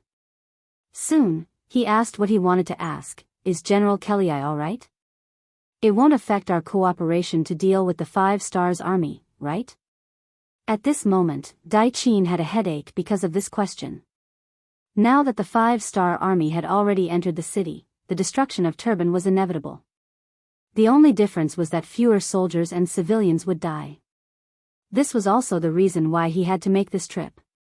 He wanted to use his own efforts to protect the lives of more soldiers and civilians. Thinking that because of his actions, he might be able to save a lot of people. He gathered his courage and said to Harden Barter, "Your Majesty, do you think that even if we join forces with the 100,000 Kazakh soldiers, we can really stop the powerful 5-star army?" Just as he was waiting for a definite answer, Dai Qin suddenly said this. Harden Barter's expression changed again and again. He didn't understand why this important official would say such a thing. Of course, he couldn't answer this question, but did he have a choice? "General Dai Qin, what do you mean? Do you not think that our 2 armies can work together?" Harden Barter didn't understand and asked back. He didn't think that Dai Qin would answer this question very straightforwardly. "Yes, Your Majesty, I don't think so. In my opinion, even if we join forces with General Kelii, we won't be able to change the situation. If we do that, we will just be throwing away the lives of innocent soldiers and civilians." The sudden answer stunned Tu Shi and General Zhengzhou, who were standing on both sides of the room. They didn't think that their subordinate General Dai Qin would see the situation in front of them like this. Although they were also terrified of the arrival of the 5-star army and didn't have much confidence in winning, they shouldn't be so pessimistic. Harden Barter, who was sitting on the throne, also had his eyes wide open. After a few breaths, his chest heaved as he asked, "Dai Qin, what do you mean by that? Are you going to surrender to the 5-star army?" It was no wonder that Harden Barter would think like this. This was too obvious a discussion about surrendering to the enemy. Anyone else would think too much.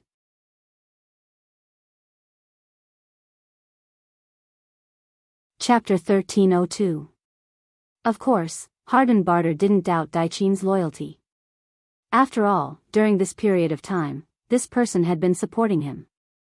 If this person had already surrendered to the 5-star army, the situation would have been much worse. Harden Barter didn't doubt Dai Qin, he just said this out of anger. But after he said this, what he didn't expect was that Dai Qin actually admitted to it. He first nodded and then said with a very certain tone, "Yes, Your Majesty, your servant has already surrendered to the 5-star army. Now, the 5-star army has already disguised themselves as the Kazakh army and entered the city. This time, your servant came to persuade Your Majesty to surrender. Please don't fight for the sake of the soldiers and the people. Otherwise, you will only lose more miserably and even lose your life."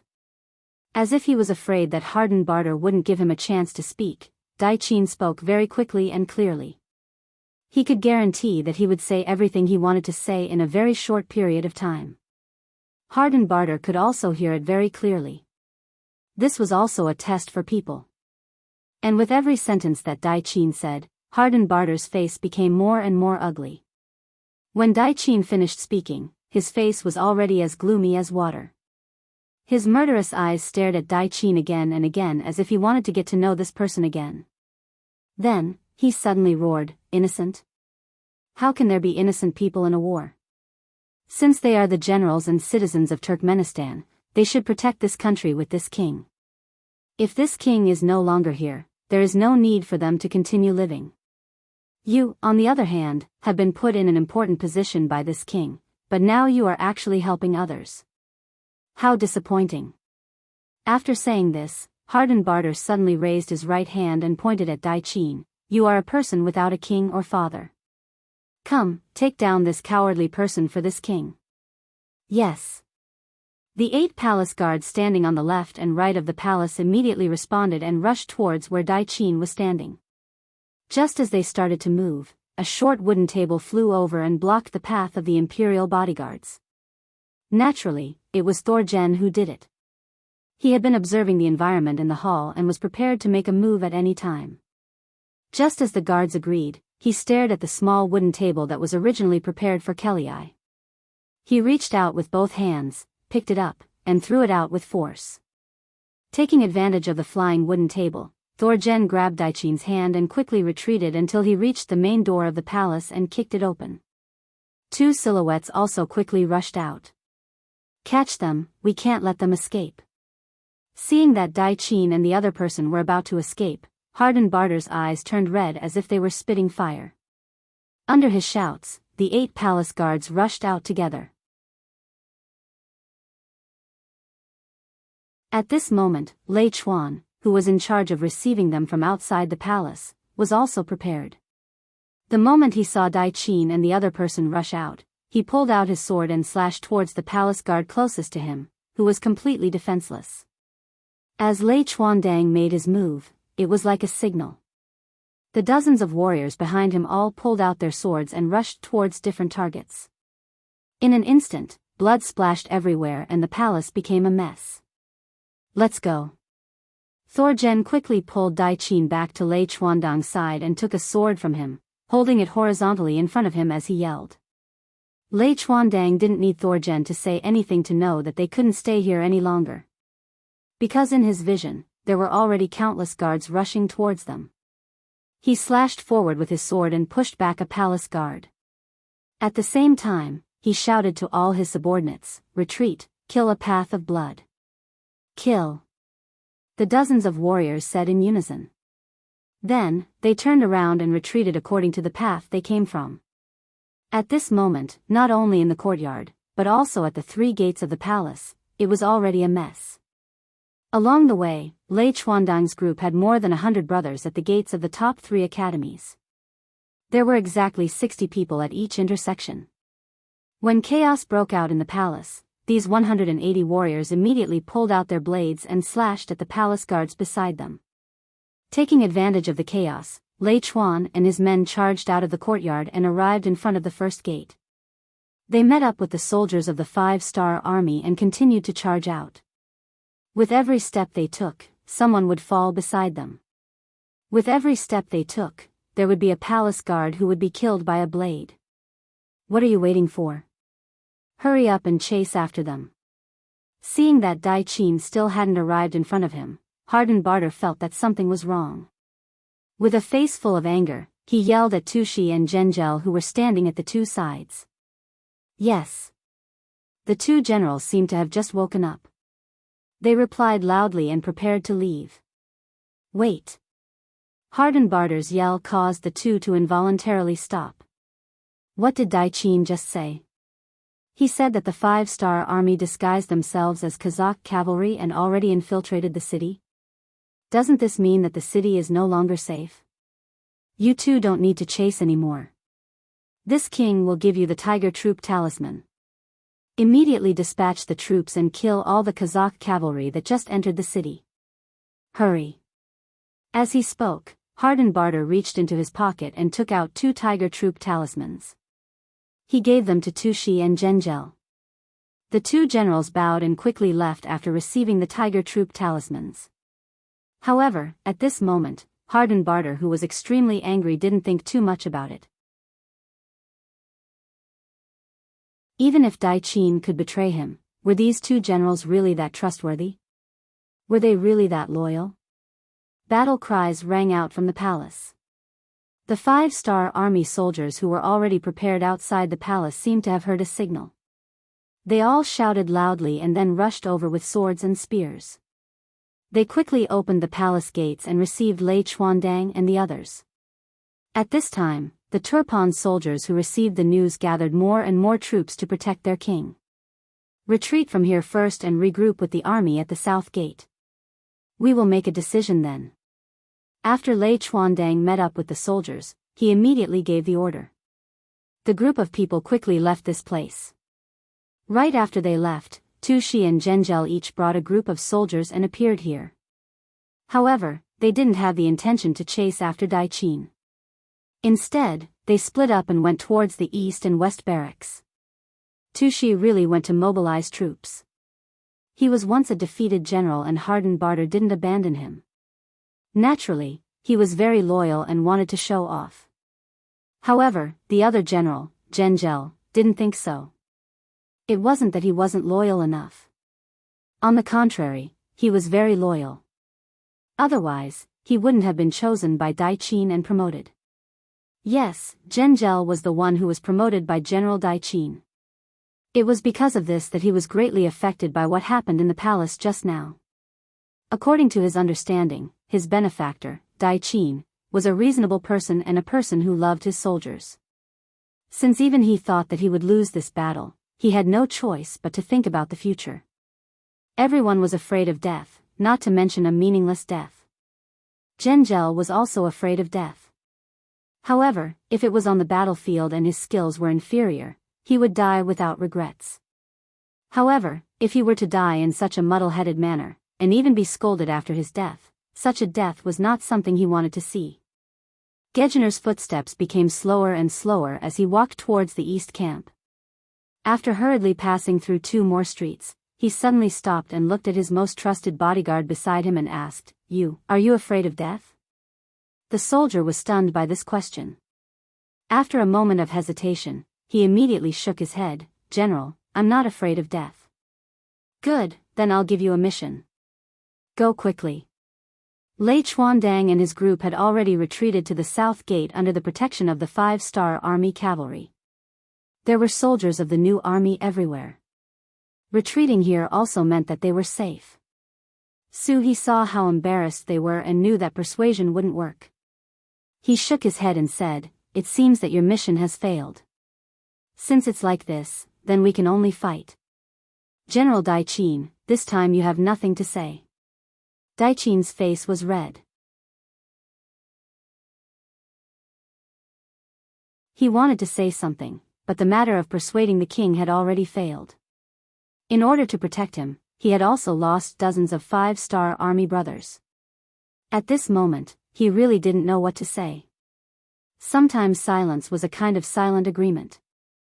General Su He nodded. "Good, since it's like this, immediately use the radio to contact the 4th Army Regiment outside the North Gate. Tell them to prepare to bombard the gate and kill our way into the city. When the time comes, we'll kill our way to the north and south." "Yes, sir." After hearing Su He's order, the soldiers immediately responded loudly and turned to leave the tent. At this moment, the tent flap opened and a messenger walked in. He looked at Su He and saluted, then said loudly, "General, there's a Turpan soldier outside the tent.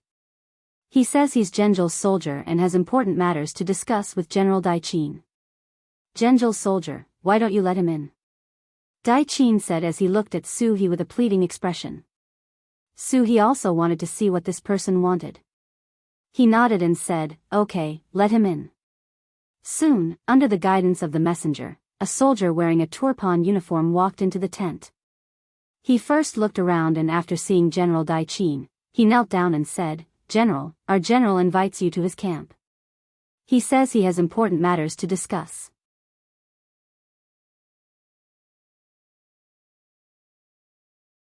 Chapter 1303. Dai Qin had some impression of the soldier in front of him and confirmed that he was someone who always followed beside Zhengzhel. After confirming his identity and knowing that he wanted to meet him, Dai Qin quickly made a decision. He had already made his intentions very clear in the main hall just now, and Zhengzhel was also present at that time. He already knew of his opinion and now he still wanted to meet him. What was the meaning of this? Could it be that he agreed with his opinion? Did he call me over this time just to discuss something related to this matter? In just a few breaths of time, Dai Qin thought of many things and decided to take the risk. But just as he was about to nod his head, Suhi had already answered for him, "No, General Dai Qin won't go. Who knows if your general is trying to trick us? Right, you can't go. It's too dangerous."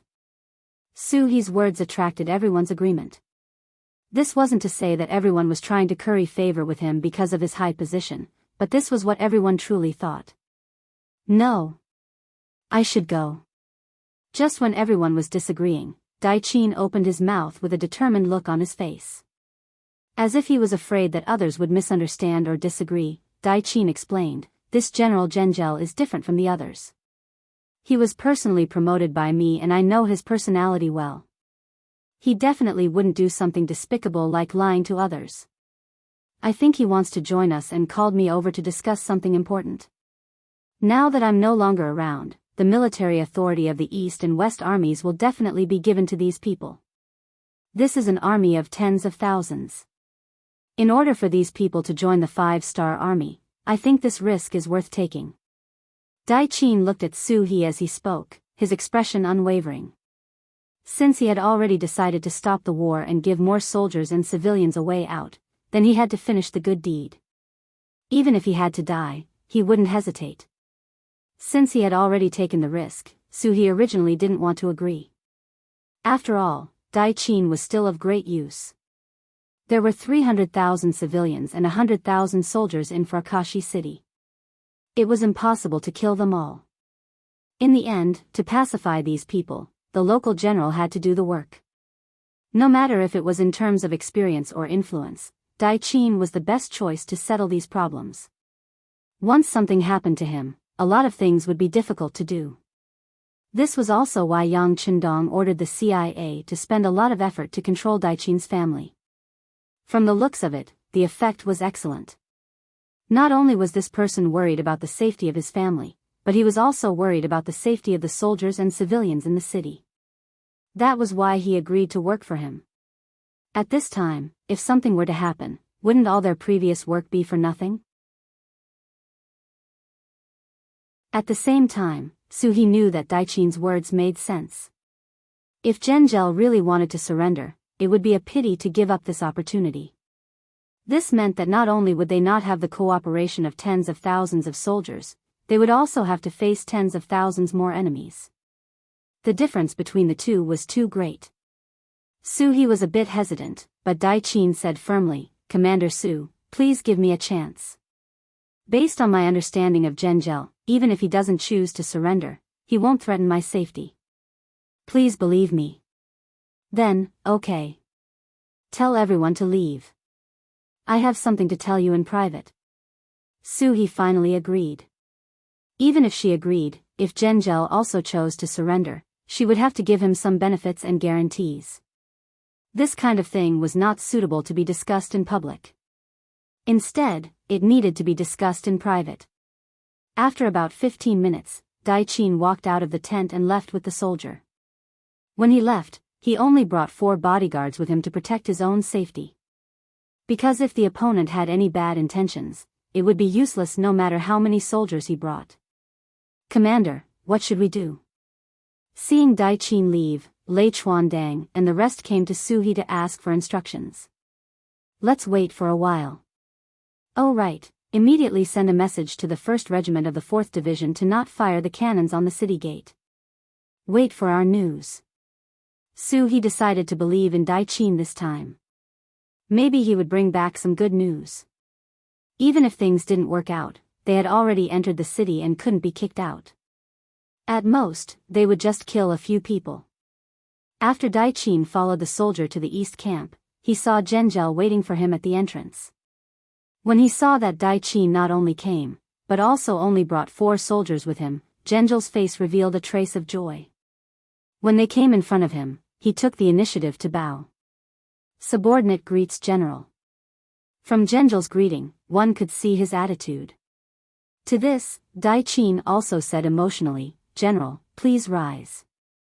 "Thank you, General." Zhengzhou immediately stood up and said sincerely, "General, please come into the tent for a chat." "Okay, lead the way." Dai Qin's body had already relaxed.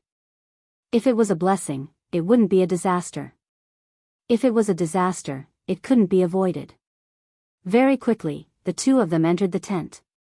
When there were only the two of them in the tent, Zhengzhou knelt on the ground. "General, I didn't think that you would really come, and only bring 4 soldiers with you. Your trust in me makes me feel ashamed and touched. Quickly get up. Speaking of which, I was the one who promoted you. I think I know you well. Speak, this time you brought me here, do you have something to say?" At this moment, Dai Qin had already made up his mind. If the other party really wanted to harm him, there was no need for him to kneel now. Dai Qin went straight to the point. Zhengzhou, who got up, didn't say anything. It was obvious that he was still thinking about how to start. After waiting for a while, Zhengzhou still didn't speak. Dai Qin knew that he had to say something to increase the stakes. He said, "Okay, if you have something to say, then say it quickly. To be honest, the 5-star army didn't agree to you coming here. If you don't go back for a long time, I'm afraid that something will happen. At that time, it will be very bad for you." Zhengzhou, who was still hesitating, didn't dare to hesitate anymore. He opened his mouth and said, "General, did the 5-star army really enter the city?" Finally, they came to the main topic. Dai Qin didn't hide anything and said, "That's right. They destroyed the 100,000 Kazakh cavalry and disguised themselves as them to enter the city. Now, they have already taken over the south gate. We can't beat them away." What? The 100,000 Kazakh army was defeated? It was the first time he heard this news. After hearing it, Zhengzhou's face changed. Speaking of which, the 100,000 reinforcements were the hope of Turpan turning the situation around. He didn't think that even this hope would be destroyed. It seemed that he didn't have any other choice. "Yes, I've already seen General Kellei. Think about it, even he has become a captive of the 5-star army. The fate of the 100,000 reinforcements can be imagined." Dai Qin nodded his head heavily, giving a clear answer on this point. After knowing the truth, Zhengzhou knew that the situation had changed. He was even more glad for his decision. Of course, he was also grateful to Dai Qin. He originally thought that if he sent out an invitation, Dai Qin wouldn't dare to come. If that was the case, then he didn't have any other choice. The only thing he could do was to listen to the king's orders and send out troops. But now, since Dai Qin came, he obviously had another choice. "General, what do you think I should do next?" Although his question was a little vague, his words already expressed his thoughts. Dai Qin was relieved after hearing it. "Zhengzhou, I've already reported your situation to the new army commander of the 5-star army. He arranged it like this." At this moment, Tushi was mobilizing troops in the west camp. Holding the military seal given by King Harden Barter, he now had control over 70,000 troops. Originally, he had an army of 160,000. Other than the 5,000 outside the north and south gates, 10,000 inside the city, and 70,000 in the east camp, the 70,000 in his hands were the most important. When he thought about having such an important military power, General Tushi was very happy. He thought that his chance to show off had come. The opportunity to lose the Battle of Ayla Mountain Pass would also appear. But what he didn't expect was that this happiness didn't last for too long. It was interrupted when a scout entered the tent and reported. "General, the latest news, Zhengzhou surrendered to the 5-star army and sent people to open the north gate. Right now, the 5-star army outside the north gate has already entered the city. A portion of the cavalry is already charging towards our west camp." The scout knelt on the ground and reported anxiously. General Tushi, who was originally happy and wanted to make a big contribution, heard the news and his expression changed greatly. Zhengzhou's surrender was tantamount to completely overturning the balance of strength on the battlefield, making it difficult for him to see any hope of victory. Now in Firlai City, the enemy had occupied 3 of the 4 cities. Only his west gate was still in his hands. He absolutely couldn't lose it.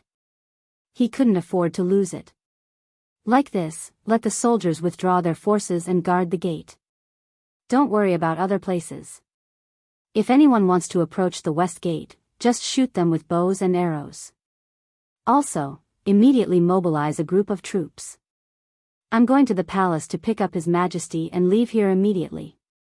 After quickly making a decision, Tushi took a group of 2,000 elite cavalry and went straight to the palace from the west gate. He found King Hardenbarter, who was still sitting there and waiting for news. Time was of the essence. After Tushi saw King Harden, he knelt on the ground and gave a brief introduction of the situation. Then he said loudly, "Your Majesty, Verlai City is no longer safe. For Your Majesty's safety, please follow me out of the city to take refuge."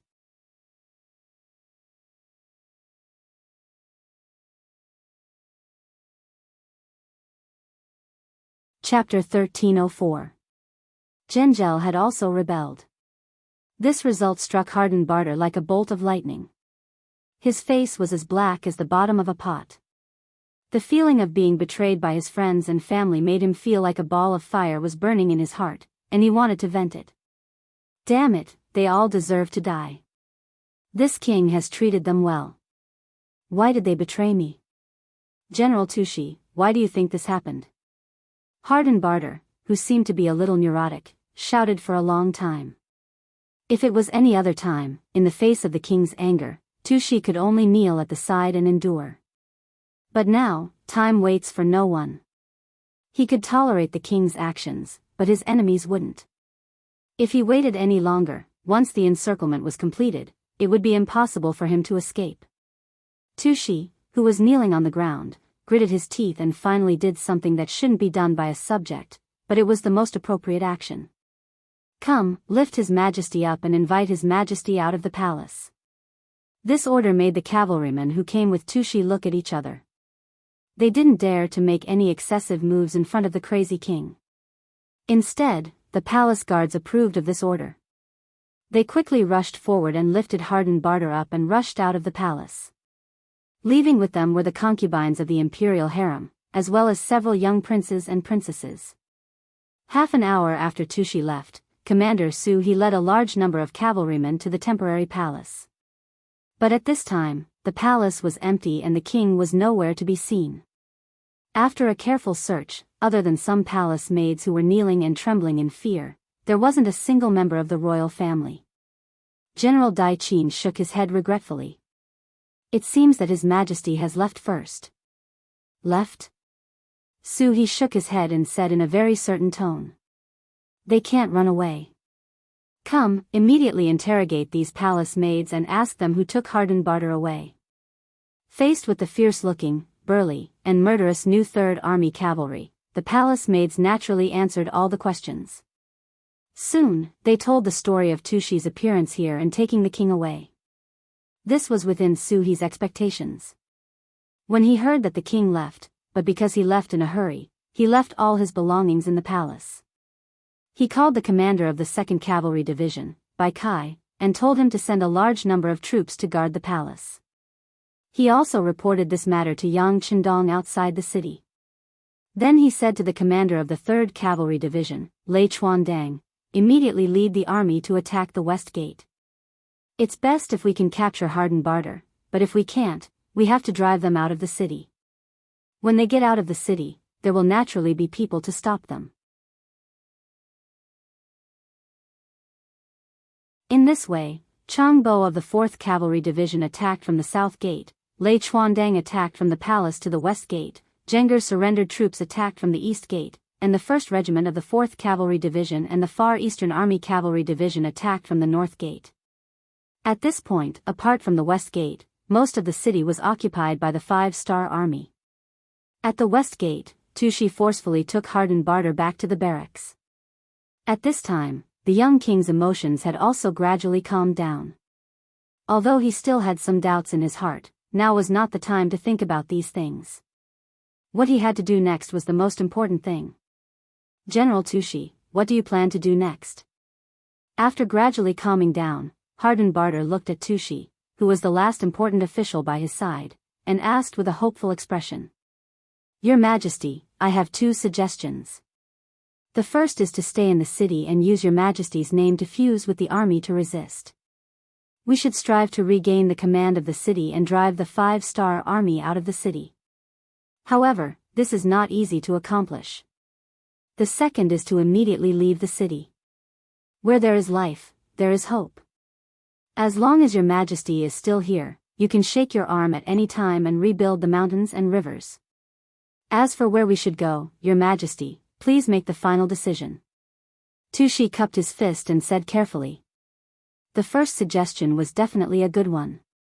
Once the 5-star army was chased out of the city, it would be equivalent to resolving a crisis. With the 300,000 citizens in the city, perhaps they would be able to use them to form an army with a decent number of soldiers.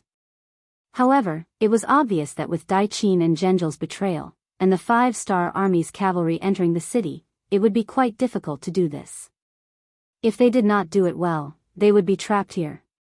And from the looks of it, this possibility was very high. Although the second suggestion was to give up a large number of civilians and even soldiers, if they wanted to break out, they couldn't bring too many soldiers. Firstly, they needed to leave people to guard the west gate. Secondly, if they had too many people, they would be a big target. The chances of them being discovered and caught would also be very high. In this way, it was equivalent to giving up too many things, which made one's heart ache. However, by doing this, they would be able to stay away from danger, and the chances of them rising would also be very high. After a moment of hesitation, Hardenbarter was worthy of being an ambitious king. He quickly made the decision to leave the city like a gecko cutting off its tail. Let's leave the city. Just like the general said, where there is life, there is hope. How about this, you go and make the arrangements. We don't need to bring too many cavalrymen, only 5,000 elite cavalrymen will be enough. You also arrange for the other 3 groups of 2,000 cavalrymen to go out of the west gate with us. After that, we will go our separate ways to confuse the 5-star army's cavalrymen. Good, your majesty is wise. I will go and make the preparations.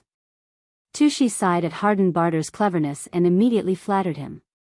Then, he went to make the preparations. This plan involved selecting soldiers and convincing some generals to stay here. The workload wasn't small. Tushi busied himself for a while and only managed to settle the matter after half an hour. When there were still some details to be completed, a piece of news came which made Tushi unable to sit still. He left the unfinished work and brought the selected 11,000 cavalrymen to Hardenbarter. Your Majesty, there's news from the periphery. A group of cavalrymen from the 5-star army has arrived at the western gate of the city. They're charging towards us right now. We need to leave immediately. Good, is everything done? Hardenbarter naturally knew that there was no time to lose. This time, he didn't go crazy and didn't ask pretentiously. Everything is done. Among the 11,000 cavalry, we will leave 5,000 of the most elite cavalry to protect your majesty. The remaining 6,000 cavalry will be divided into 3 groups to confuse the enemy. Tushi answered very happily. That's great. Let's go. General Tushi, this king didn't misjudge you. Once this king returns here in the future, there will be many benefits for you. At that time, your entire family will be proud of your choice today. At this moment, Hardenbarter, who could only rely on Tushi, immediately made a heavy promise. In response, a look of excitement flashed across Tushi's face. He knelt down and said, the Tushi clan is willing to go through fire and water for your majesty's safety. We are willing to risk our lives for the re-emergence of Tulyafan. Good, we will leave immediately. Hardenbarter laughed heartily. Although there were too many unexpected things this time, no matter what, as long as he could escape, there would be new hope. In this way, the rise of East Mountain wasn't impossible. At that time, he would retaliate against anyone who betrayed him by 10 times or even 100 times. He would let everyone know the consequences of offending him, Hardenbarter. The 11,000 cavalry quickly left the west gate under Tushi's arrangement. When this news reached the ears of the Turpan generals who were arranged to stay behind, many of them couldn't help but curse. After all, even the king and the general had left. They had become rootless trees. Facing the 5-star army coming from all directions, they would only die if they continued to resist. There were also some generals who had a contemplative look after hearing this news. As the saying goes, every man for himself and the devil takes the hindmost. Even the king and the general had left. They also needed to plan and consider their future. Was it really a wise choice to lead their troops to resist the 5-star army? Tushi couldn't care less about the considerations of these generals. He led 5,000 cavalrymen to protect Hardenbarter, the royal family, and the core members of his family, and quickly left the city. He then waved his hand and the other 3 groups of 2,000 cavalrymen each left in different directions. At this point, no one knew which direction was safer. The so-called choice was just to resign themselves to fate. However, compared to the other soldiers who stayed in the city to fend off the 5-star army, it was clear that their chances of survival were higher. Looking at the 3 groups of 6,000 cavalry leaving in different directions, Tushi let out a long sigh and loudly issued the order to set off.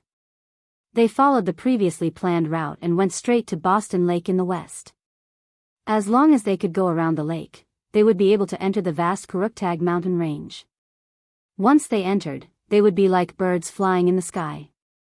It would be difficult to find them. After Su He's telegram was sent to Yang Chendong, he immediately ordered the light cavalry regiment of the 5-star army and the reconnaissance regiment, who were about to enter through the north gate, to go around the west gate and intercept Hardenbarter, who might escape through this route. Not only that, Yang Chendong, who was supposed to enter the city, also led 2,000 black cavalry from the south gate to the west gate and joined in the pursuit and interception of Hardenbarter's escape. Beta Persei was somewhat worried about Yang Chendong's decision. They only had 2,000 black cavalry.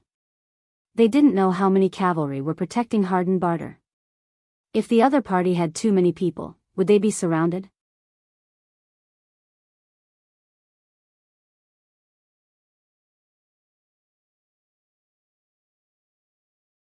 Chapter 1305. Beta Persei couldn't help but say to Yang Chendong, "Young master, we only have 2,000 cavalry. You can't get involved so easily." "Why? Don't you have confidence in the combat effectiveness of the black cavalry?" Yang Chendong looked sideways at Beta Persei. When he said this, he did not avoid it at all. Instead, his tone was a little heavier so that the black cavalry around him could hear it very clearly. At that moment, after the voice was heard, the black cavalry stared at Beta Persei with an unfriendly look. As Yang Chendong's personal guards, the black cavalry was an extremely arrogant existence. How could such an army tolerate being looked down upon and looked down upon by others? Even if the person who said this was Beta Persei, it still made them very angry. Being stared at like this made Yang Heir feel like he was being cut by 1,000 blades. He bitterly smiled and said, "Young master, I don't dare to have such thoughts. I just think that for safety reasons, we can transfer some cavalry to complete this mission with us. For example, the 5th Regiment of the 1st Cavalry Division that hasn't entered the city yet. After all, one more person means one more force." With such an explanation, the murderous gazes became less fierce. Beta Persei could not help but wipe the cold sweat off his forehead. Just now, the momentum and pressure were so great that he almost couldn't bear it. Yang Chendong naturally understood Beta Persei and knew that this was also for his own safety. He thought that only transferring the 5th Regiment would not affect the overall situation and would not have any impact on cleaning up the city, so he nodded and agreed. "Well, go and arrange for Wang Shan to report. Black cavalry, let's go. Let's go." The black cavalry shouted excitedly. After all, there was going to be a war soon, and those were all military merits. How could they not be excited? Just like that, when Hardenbarter sent out 3 feints to help him escape, Yang Chendong also arranged for 3 cavalry regiments to pursue.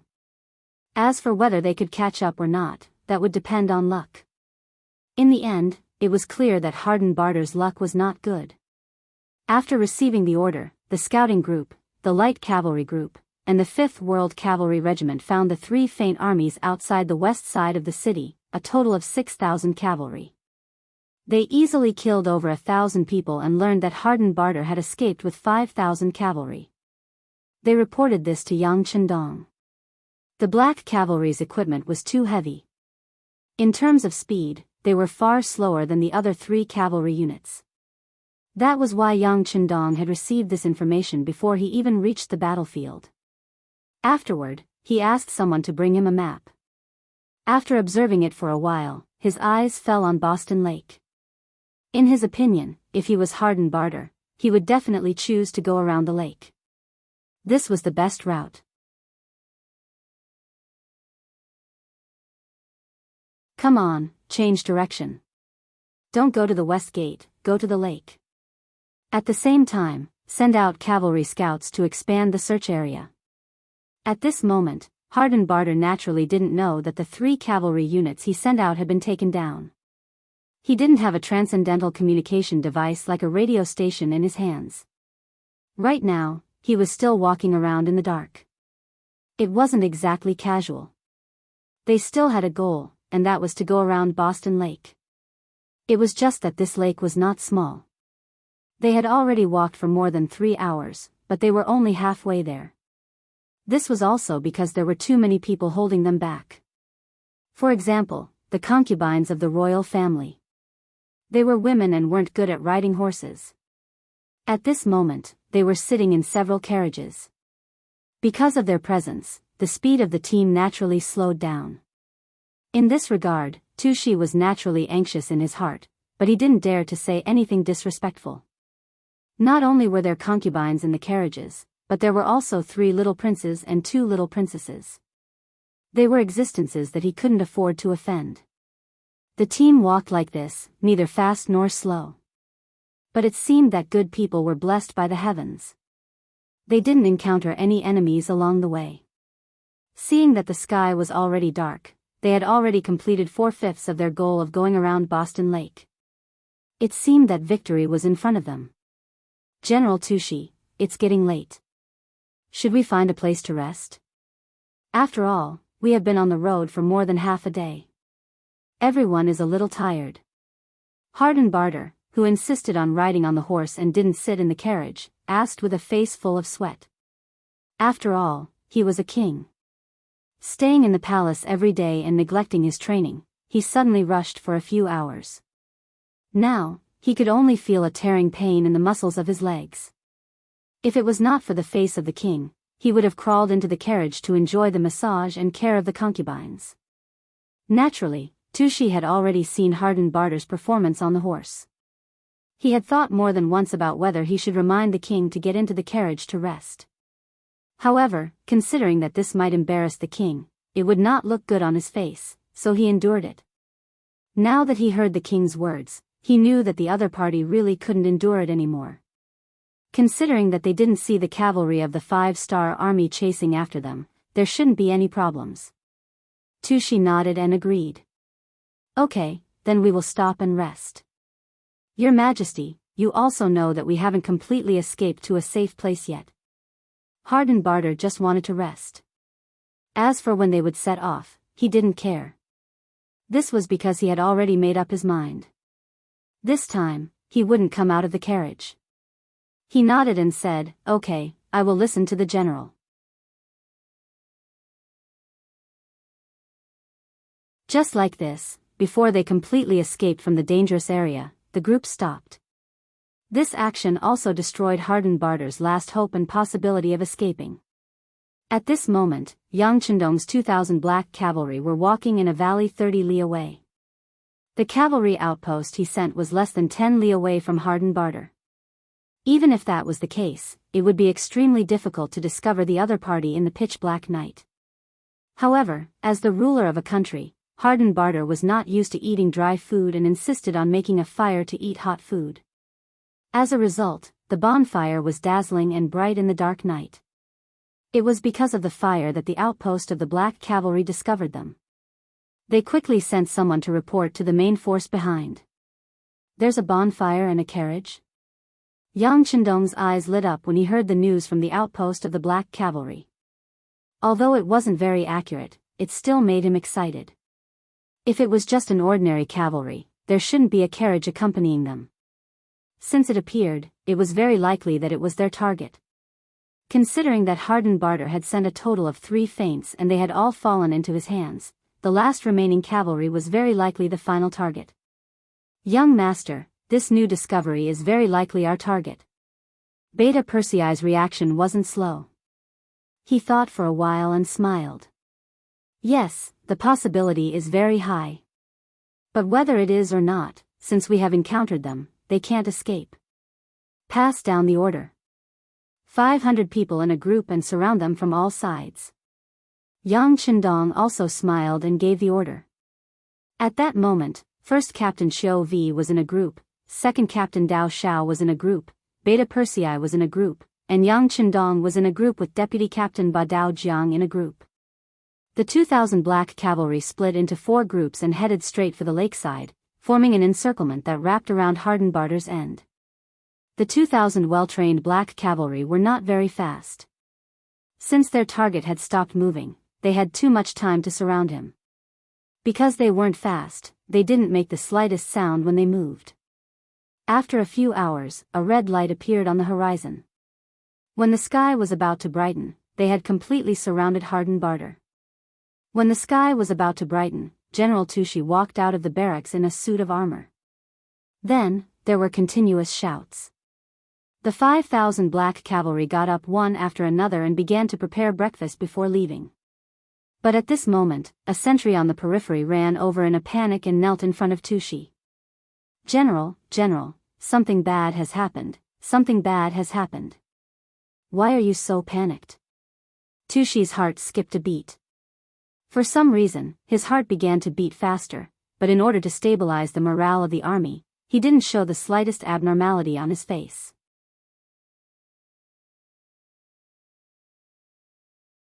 Although this calmness was concealed very well, it was soon completely destroyed by the sentry's next sentence. General, we have been surrounded. There are cavalry outside, all cavalry. What? What did you say? Where did the cavalry come from? At this time, Tushi couldn't care less about the image of a general. He stretched out his arm and grabbed the sentry's neck. There was a trace of trembling in his voice. General, this subordinate doesn't dare to lie to you. There are cavalry outside, and they are cavalry covered in black armor. They only reveal their eyes. They look very frightening, very frightening.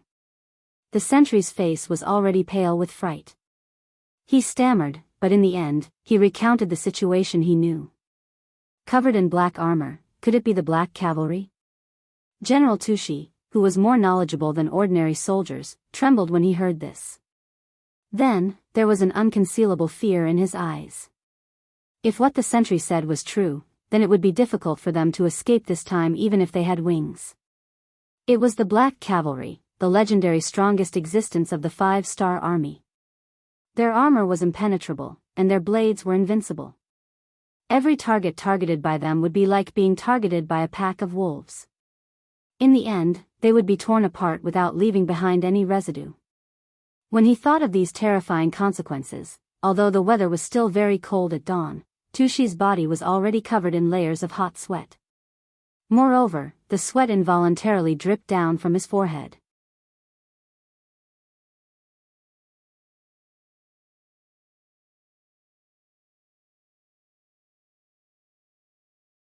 Chapter 1306. What happened in the camp also alarmed hardened Barter, who was still resting in the carriage. He sent a guard to ask what happened. Tushi came to the carriage with a pale face and reported through the curtain. Your Majesty, something bad has happened. We have been discovered and surrounded. It seems to be Bugnam of Gojoseon's black cavalry. What? Surrounded? Black cavalry? Hardened Barter's voice was trembling when he said these words. Obviously, he was also frightened by this news. At this time, he began to regret. If he knew this would happen, he would have thought of a way to escape last night no matter how tired he was. But now, it was too late to say anything. Thinking that once they were caught by the 5-star army, they would suffer a fate worse than death. Harden Barter grabbed the Tushi general's arm as if he was grasping at a life-saving straw. Can we break out of the encirclement? Tushi wanted to say that it was impossible.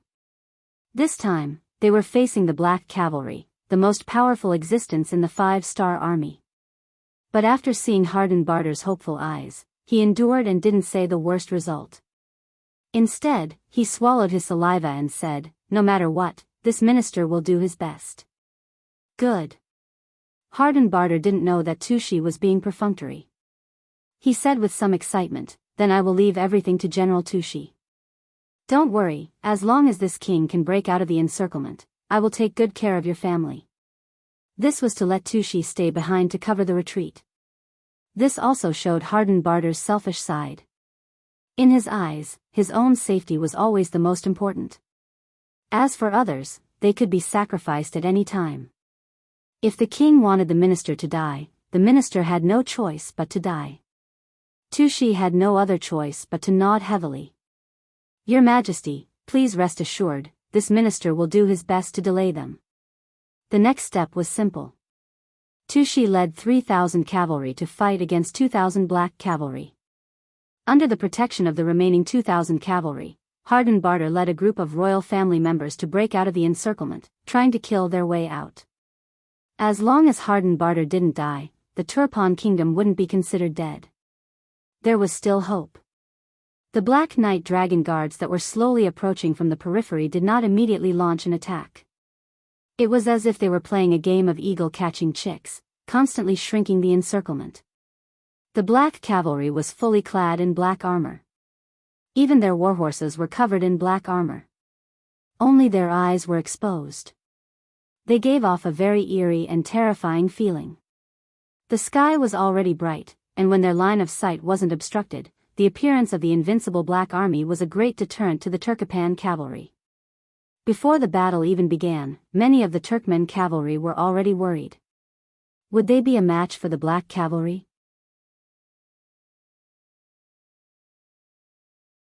The Tushi general also felt a chill in his heart and did not have the slightest bit of confidence. However, this was his duty. Even if he knew that he would die, he still had to give it a try. "Everyone, get ready to charge. The enemy only has 1,000 cavalry. They don't have as many people as we do. Kill." The Tushi general felt that the morale of the army had been affected. He didn't dare to wait any longer. Otherwise, who knew how many people would dare to charge? He only hoped that with the advantage of numbers, he could delay the 5-star army. In this way, he could find an opportunity for the king to break out of the encirclement. "Raise your guns." Just as the 3,000 Turkmen cavalry received the order to attack the 5-star army cavalry 2 miles away, Beta Persei, Qiu Vi, Dao Shao, and Ba Dao Jiang, the 4 captains, simultaneously issued the order to counterattack. Then, in the hands of the black cavalry, each of them took out a black Type 95 submachine gun. With the continuous development, especially under the guidance of Yang Chendong, and after taking out a large number of related books, the ammunition lathe in the arsenal of Crimson City was finally completed. Although the output was not very high due to various reasons, it could already produce 10,000 bullets a day. And with the completion of another lathe, this number would continue to increase. Yang Chendong also didn't need to rely on the ammunition box in the warehouse like before. He also didn't need to worry about whether the manually made bullets were qualified or not. Without any worries, the black cavalry was the first to be issued the Type 95 submachine gun. Moreover, each soldier usually carried 5 submachine guns, which was a total of 150 bullets. In addition, their whole body was protected by iron armor. It could be said that they were invincible in both offense and defense. Only the 3,000 Turkmen cavalry were already scared out of their wits. They didn't have the slightest hint of fear. With the order to raise the guns, the muzzles immediately spat out tongues of fire towards the charging Turkmen cavalry. It was only a distance of 2 li. To the cavalry, it would only take a few seconds to cover the distance. However, these few seconds were like the difference between heaven and hell. The moment the gunshots rang out, the fate of the Turkmen cavalry was decided. Bam bam bam, bam bam bam, after the rapid-fire switch was turned on, they didn't even need to aim. They only needed to fire continuously and more Turkmen cavalry fell in their charge. This was simply a battle of attrition. No, it should be said that this was a massacre. Under the clash of cold weapons and high-grade firearms, the 3,000 Turkmen cavalry were like moths to a flame. They fell to the ground, charged again, and fell to the ground again. In just a few seconds, the battlefield beside Boston Lake was covered in blood. The ground was littered with the corpses of the cavalry. Among them was the Tushi general. The general, who still wanted to risk his life, was unfortunately hit by the first batch of bullets. Then, he was devoured by the endless sea of bullets. We surrender. There were still 1,000 Turkmen cavalry. When they saw so many of their comrades fall in the blink of an eye, their hearts finally collapsed. No one wanted to die, let alone die in such a meaningless charge. Immediately, those who were still alive jumped off their warhorses, threw down the sabers in their hands, and knelt on the ground. It was a scene of black crows and crows. Yang Chendong, who had been watching this scene like a bystander, shook his head lightly. Everything was within his expectations. He waved his hand lightly and said to the second company leader, Dao Shao, I'll leave this place to you guys. The rest of you, continue the pursuit. Although they said they were going to continue the pursuit, they only ran for 5 stars and surrounded the Turfan group that was still moving slowly with more than a dozen carriages. When the gunshots rang out, the sound of firecrackers rang out continuously. Hardin Barter, who was sitting in the carriage, knew that it was over. He wasn't naive enough to think that someone would set off firecrackers here to welcome him. If that wasn't the case, then there was only one possibility. The sound just now wasn't firecrackers, but the sound of gunfire. He had long heard that the 5-star army possessed the most powerful firearms. He had also seen the power of the cannons. However, he did not expect that even the firearms were so powerful. Now that he was surrounded again, Hardin Barter, who had nowhere to go, finally walked out of the largest carriage. What he saw was a group of 5-star army cavalry in black clothes and black armor. On his side, most of the 2,000 cavalrymen who were protecting them had already dismounted. They threw down their weapons and obediently squatted on the ground. Only less than 200 cavalrymen and 5 palace guards were still standing with swords in their hands. They were dutiful and loyal, but looking at their trembling bodies and arms, it could be seen that they were quite afraid at this moment. 3,000 cavalrymen, they couldn't even hold on for a minute. If they didn't die, they would surrender. How long could they hold on for? The scene in front of him made Hardin Barter, who wanted to be tough, lose his confidence. When he saw Yang Chendong in the black cavalry, who was the only one wearing a golden battle robe, Hardin Barter suddenly knelt on the ground. Great Bugnam of Gojoseon, I surrender. In the end, Hardin Barter chose to surrender. Surrounded on all sides, he had no other choice. The battlefield suddenly became very quiet.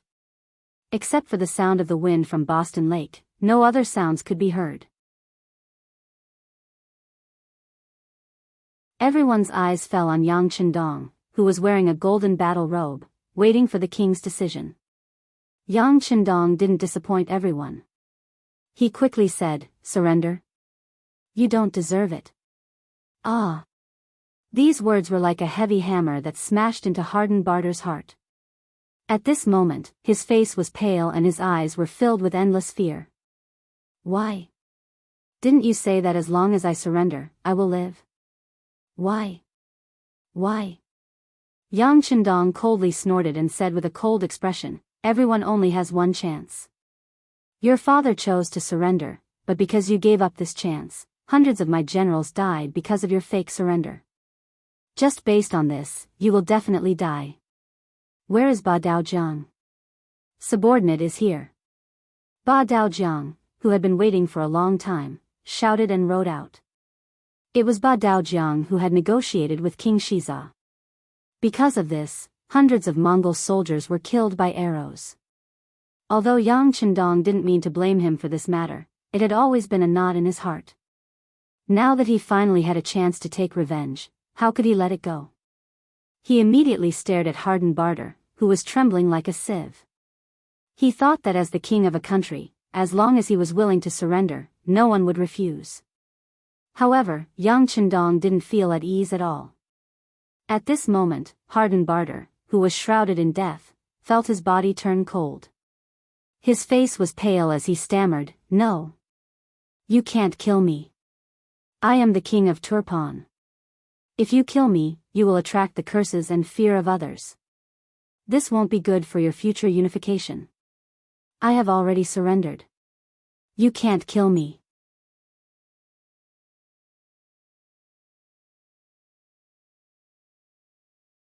Chapter 1307. No benefits. This is not something you should worry about. After a cold snort, young Chendong said without changing his expression. Since he wanted to lead all the Han people to the peak of the world, he was destined to walk on a pile of bones. If he was afraid of rumors, then he might as well not do anything. But since he was going to do it, he had to do it to the best of his ability. He had to make all the enemies feel fear from the bottom of their hearts the moment they heard his name. Only by doing so could he achieve the best results with the least number of casualties. "Ba Dao Jiang, what are you waiting for?" "Yes." With a loud shout, a fast horse suddenly rushed out of the army and rushed straight towards hardened Barter, who was standing beside the carriage with a pale face. "Protect His Majesty." The 200 most loyal guards shouted and wanted to stop Ba Dao Jiang, but before they could do anything, another burst of gunfire sounded. The 200 cavalrymen didn't even have time to rush out before they fell off their horses one by one. It was also at this time that Ba Dao Jiang rushed past them. His sharp saber fell down, and a big head flew up. Hardened Barter's eyes were wide open as his head was separated from his body. Even when he died, he didn't think that the 5-star army would really take his life. He was the ruler of a country. As soon as hardened Barter died, the remaining 1,000 or so cavalrymen trembled all over. They didn't know what would happen to them. Beta Persei rode to Yang Chendong's side and asked carefully, "Young master, I'll leave the rest to you." Yang Chendong said with waning interest. Hardened Barter was already dead, so he naturally didn't care about the others. After saying this, under the lead of the 200 Black Knight Dragon Guards, he slowly returned to where he came from. "Yes." Beta Persei respectfully sent off Yang Chendong. When his arm fell, he looked back at the Turpan soldiers kneeling on the ground. They were so scared that they didn't know what to do. He slowly said, "If you want to live, kill all the people in the carriage. Otherwise, die." As for the other Black Knights and Dragon Guards, after they are done with the development, they will set up an observatory. We must let others know the consequences of going against our 5-star army. This meant that they couldn't let hardened Barter's family go.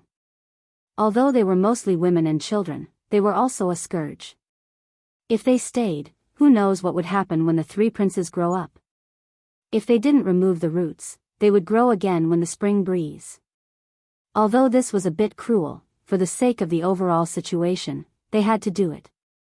Of course, the Black Knight Dragon Guards were not interested in doing such dirty work. They did not want to attack unarmed people. Fortunately, with these surrendered soldiers, they could do such a thing. They could also use them as proof of their allegiance to seize the right to live. Hardened Barter was dead, so his family naturally didn't pose any threat. In order to survive, the more than 1,000 cavalrymen pounced on the carriages like a pack of wolves. Then, another massacre took place. Yang Chendong, who had already gone far away, had a cold expression on his face. He didn't know if what he was doing was right or wrong. Sometimes, he would be soft-hearted. But when he thought about how if it wasn't for his appearance, the Han people would first be enslaved by the Jianghu slaves hundreds of years later and become low-class people like slaves, then they would have to face the invasion of the Western powers, especially the invasion of the Japanese, who knew how many innocent people were killed. In contrast, in order to prevent the Han people from being enslaved and bullied, he was willing to be a villain and a demon king. "Forget it, if I don't go to hell, who will? If there is karma, then come at me," Yang Chendong muttered in his heart as he rode away. Next to Boston Lake, statues were soon erected. Not only were there heads of women and children, but even the head of King Harden Barter was among them. When the news spread out, it immediately caused an uproar. Countless people were furious and scolded the Five-Star Army for being too cruel. At the same time, they were also worried about their future. If they didn't surrender, would they have the same ending?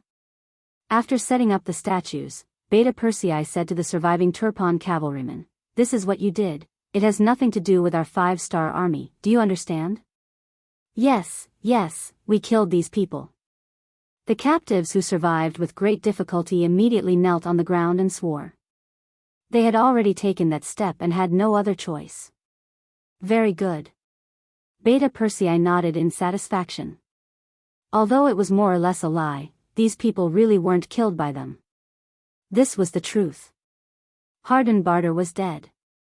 With the help of Dai Qin and Thor Zhen, the city was quickly breached by the Five-Star Army and public security began to stabilize. The granaries were opened and the people could go home. For a time, the people on the streets were grateful to the Five-Star Army and Bugnam of Gojoseon. To the commoners, whoever allowed them to survive was their benefactor. As for the people who were loyal to the king, in the face of life and death, how many of them could be Wen Tianxiang? The news that Harden Barter died next to Boston Lake was quickly spread. This was naturally Yang Chendong's idea. He didn't need to hide anything, and since he did it, he wasn't afraid of others talking about it.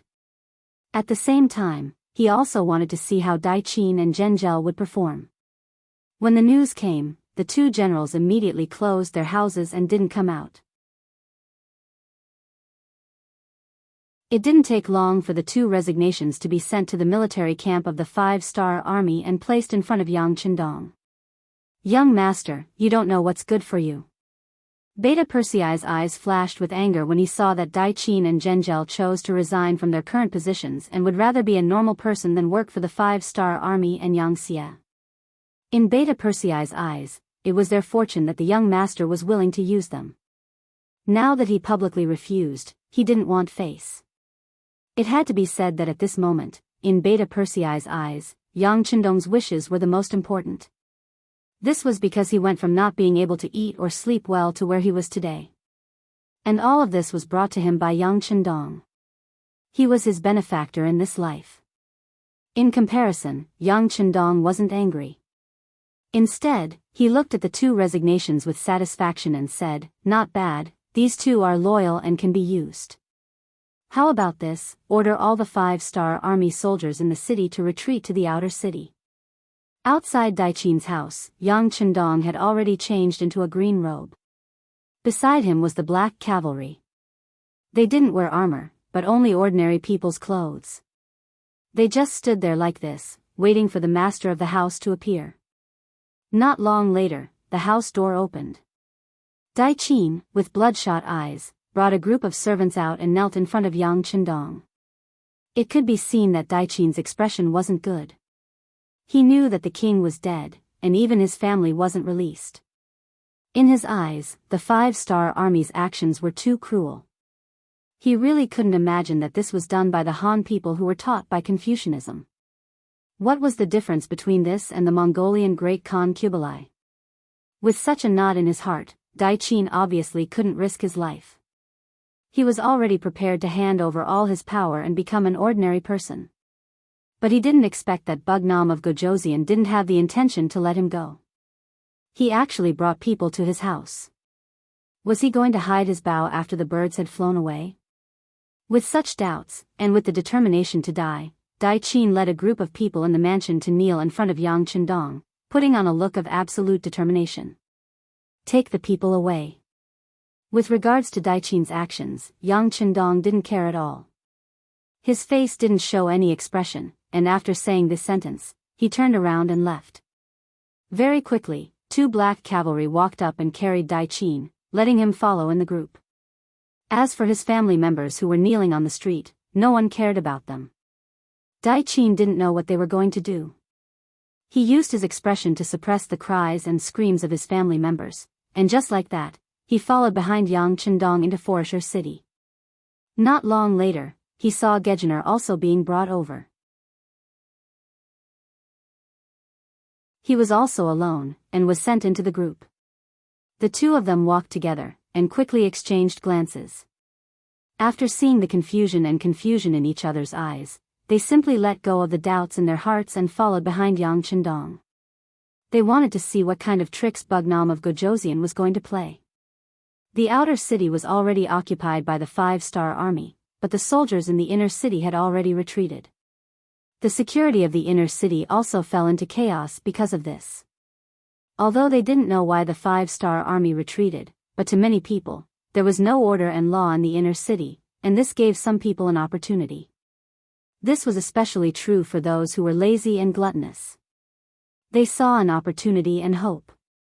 A city without order and law, a city without supervision, caused the evilest nature in people's hearts to be exposed. When Yang Chendong and his group entered the inner city, they could see smashing and looting happening everywhere.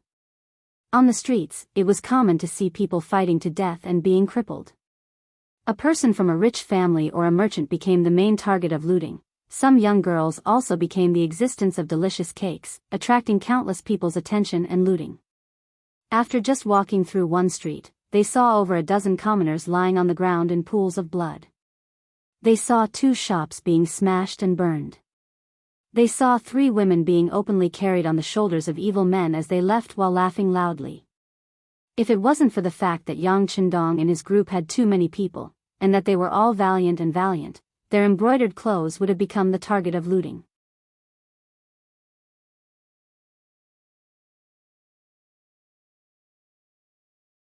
Chapter 1308.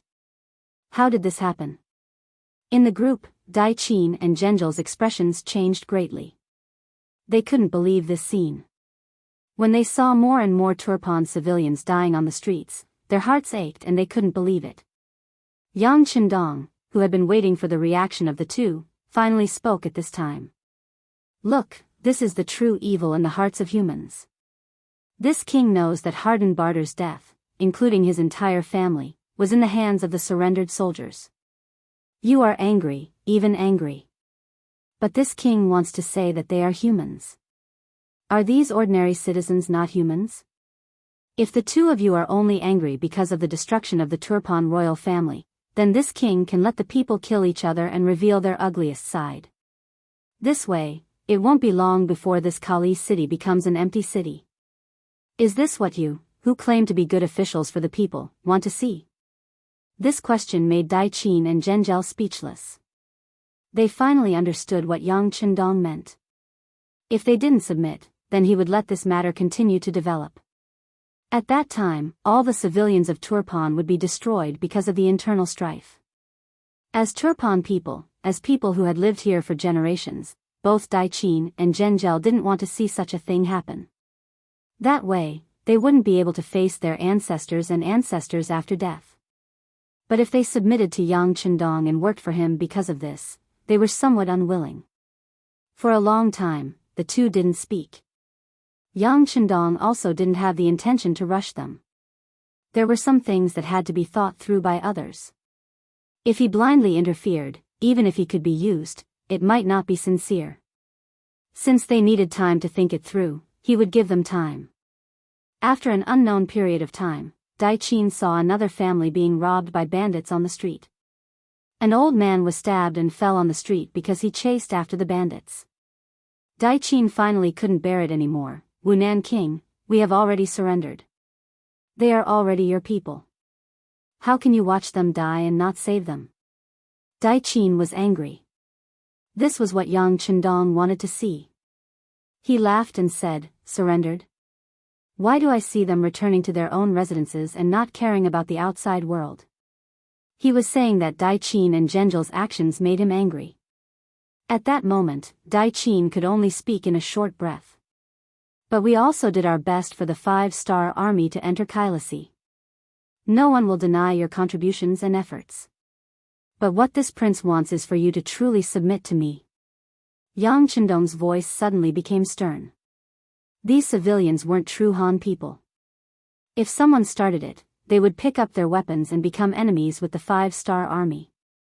Even so, if one more died, he wouldn't feel the slightest bit of heartache. Only those who truly submitted to Yang Xia were his people.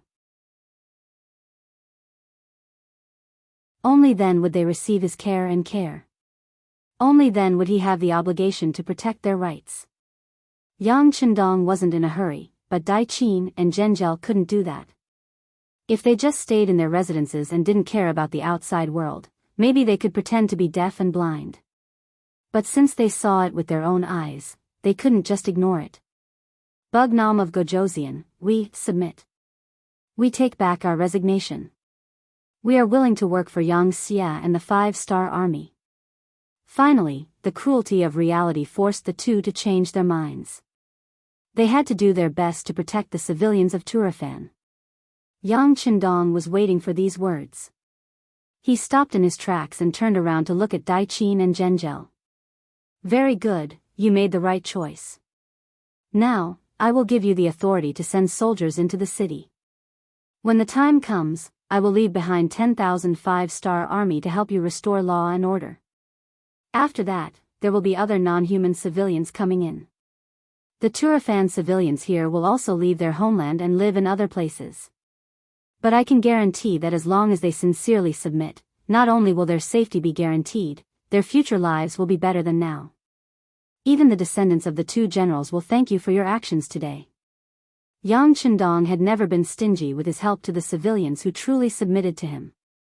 When they went to a new place, they would be given enough land to live on and start a new life. At that time, there would be no more war, no more fear. There would only be hope and longing for a limitless life. This point was already felt by the countless people who submitted to Yang Xia. After finally convincing Dai Qin and Gegener, Yang Chendong handed over the task of reorganizing the Turpan kingdom to the two of them. Based on the principle of using the barbarians to control the barbarians, no one understood the situation here better than them. Naturally, no one could do a better job than them. Although Turfan was destroyed, Yang Chendong's footsteps would not stop. He brought the 5-star army and continued to move deeper into Ili. His target was the entire world. Just like Yang Xia had the Security Bureau and the Central Intelligence Bureau, Baiming also had the Imperial Secret Service and the East Faction Guards. While Yang Chendong was leading the 5-star army to slaughter in all directions in Ili, shaking the prestige of our Han people, information regarding that place was also being sent back to the hands of Marquis Wuxia Chronicles. Every time he saw the news of the 5-star army winning another battle, Chronicles' face would turn ugly. If not for the fact that he understood Yang Chendong, he would have doubted the authenticity of the news. The Great Ming Dynasty emphasized culture and suppressed martial arts. The status of martial artists was never high. Actually, it was not only the Great Ming Dynasty that was like this. Ever since An Lushan started a rebellion, the Song Dynasty was like this, and now, the Ming Dynasty was like this as well. Even though the Zhao clan and the Zhu clan started a rebellion through martial arts, this did not stop them from getting rid of the donkey after it had outlived its usefulness. That's right, they got rid of the donkey after it had outlived its usefulness. In order to prevent the same thing from happening to them, the Great Ming Dynasty had many similarities with the Song Dynasty. For example, in order to prevent the martial artists from gaining power, the emperor would work together with the civil officials to suppress them. This resulted in the saying that the emperor and the scholar officials ruled the world together. As a result, the strength of the country would slowly decline, and in the end, it would be replaced by other dynasties. All of this was just to say one thing. Under such a policy, it was difficult for the martial artists to achieve anything. Shiheng lived in this era and had seen too many cases of civil officials suppressing the martial artists. Even though he was Wuqinghao, it was still difficult for him to enter the eyes of many people. In their eyes, he was just a martial artist. There were many things that happened from time to time. For example, the provision of provisions was always a little late. It seemed that if they did not do so, it would be difficult to show the importance of the civil officials. At the Wan Quan division, the ration officer once again came to Shiheng to complain about the lack of rations. When he sent people to rush them, they were deliberately making things difficult for them. There were even rumors that they had eaten so much, yet they still hadn't won a single battle, and that they were truly a bunch of trash. Enough. Shiheng sat in the main hall of the residence with an unhappy expression. Marquis will personally report this matter. The provisions will be sent soon. His eyes weren't very big, but they were somewhat sinister as he fiercely glared at the fodder manager. Then, he waved his hand, indicating for him to leave. The warning in that glance was very obvious. It was probably to tell the provision officer that some words could not be said casually. If he dared to disturb the morale of his troops, he would be punished by military law. After receiving the warning, the fodder officer immediately retreated while trembling. Just as he left, an order was sent out to invite General Fang Dingshan to the residence for a discussion. Not long after, General Fang Dingshan, who was dressed in armor and somewhat travel-worn, arrived at the Wuxia residence. In the study, he saw Shiheng waiting for him. "Marquis, you called for me?" When Fang Dingshan saw Shiheng, he greeted him. Then, he found a place to sit and drank the cup of warm tea in front of him.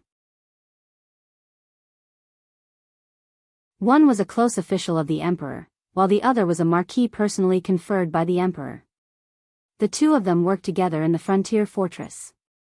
As time passed, their relationship became much closer. Just from Fang Dingshan's behavior after entering the study, it could be seen. Shiheng looked at Fang Dingshan with a face full of smiles. He also looked at his casual actions. This person had some ability, especially in the area of training soldiers. Under his leadership, the Liaodong Iron Cavalry's battle strength was constantly increasing. The number of soldiers also increased. It had increased from the previous 70,000 to the current 100,000. Naturally, this was tacitly approved by the emperor. At the same time, it was also fully supported by Shiheng. After seeing the five-star army's cavalry continue to dominate the world, the importance of cavalry became more and more obvious. Not only did the Liaodong Iron Cavalry increase in numbers, their battle strength was also not bad. Shiheng went to check on them before. Whether it was their military strength, military discipline, or battle strength, they all shocked him. He had seen with his own eyes a group of 200 Liaodong Iron Cavalry charge into a group of 3,000 infantrymen. When the wooden swords clashed, the wind swept away the clouds and defeated the enemy. With such a strong army, even if they were to face the famous cavalry of the five-star army, they wouldn't be afraid. With this confidence, Shiheng had called the other party over in the hopes of winning a battle. This way, he wouldn't be underestimated by the civil officials in charge of the provisions behind him. After watching Fang Dingshan drink 2 full bowls of tea, Shiheng finally opened his mouth. He first repeated what the provisions officer said, then sat down to see Fang Dingshan's reaction. "Oh, someone actually said that. Humph. They really can open their mouths. The emperor didn't even order us to fight against the five-star army. They are jumping up and down like monkeys." Fang Dingshan was after all a martial artist, so when he spoke, he did not have too many taboos.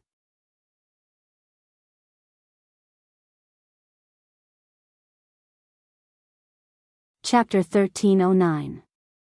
That's right. Shiheng said empathetically, those people in Jianghu are already afraid of the powerful Yang Chendong. Especially after the previous defeat, some people are as timid as mice. They keep telling His Majesty not to provoke Bugnam of Gojosian. They even say that until now, Bugnam of Gojosian hasn't done anything harmful to the Great Ming. It's really funny when you think about it. They don't make a move because they have too many targets to conquer. They don't have the time to do anything. That's right. Those scholars who only know how to use literature and martial arts are simply harming the country, Fang Dingshan said in agreement. He also didn't agree with these people's words. What Bugnam of Gojosian still had the Great Ming in his heart and didn't dare to make a move against the Great Ming? In his eyes, it was nonsense.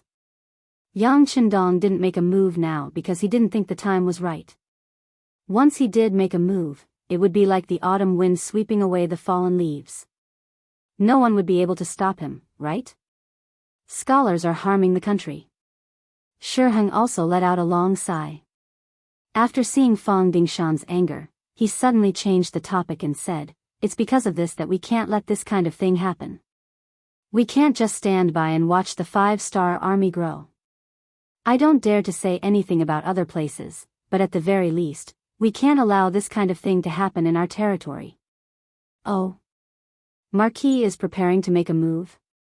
Fang Dingshan also understood the meaning behind these words and asked with some excitement. Yes, he's going to make a move. We can't just stand by and watch the 5-star army's provisions walk past Tulu City every day and do nothing, Shiheng said with a righteous expression. Fang Dingshan first nodded in agreement, but then quickly shook his head. But His Majesty didn't give an order. This order was referring to the order to openly attack the 5-star army. Speaking of which, ever since they failed to attack the beginning city, Baiming had become much more well-behaved. At the very least, they no longer openly became enemies with the 5-star army. In the words of those civil officials, since Bugnam of Gojoseon was so belligerent, then let him fight others. As long as he did not find trouble with Baiming, they would let him do as he pleased. Swords had no eyes on the battlefield. Once they lost a battle and Yang Chendong died on the battlefield, the so-called 5-star army would also collapse. At that time, Baiming would send out troops to suppress them, and they would be able to win the battle. In the end, this was the mentality of an ostrich. Since he couldn't beat them, he placed his hopes on others. Since the 5-star army did not take the initiative to provoke the Baiming army, they did not need to make a move. Everyone could live peacefully for a few days. Naturally, Su Yozhen's contribution was not lacking in this. Yang Chendong needed to conquer the grasslands and the inner regions to increase the 5-star army's influence and territory. If Baiming made a ruckus at this time, it would be very inconvenient. This was why Su Yozhen ordered the Baiming army to not make a move. Now, it seemed that the effect was not bad. At least some civil officials believed it. Baiming's emperor, Zhu Qiu, also did the same.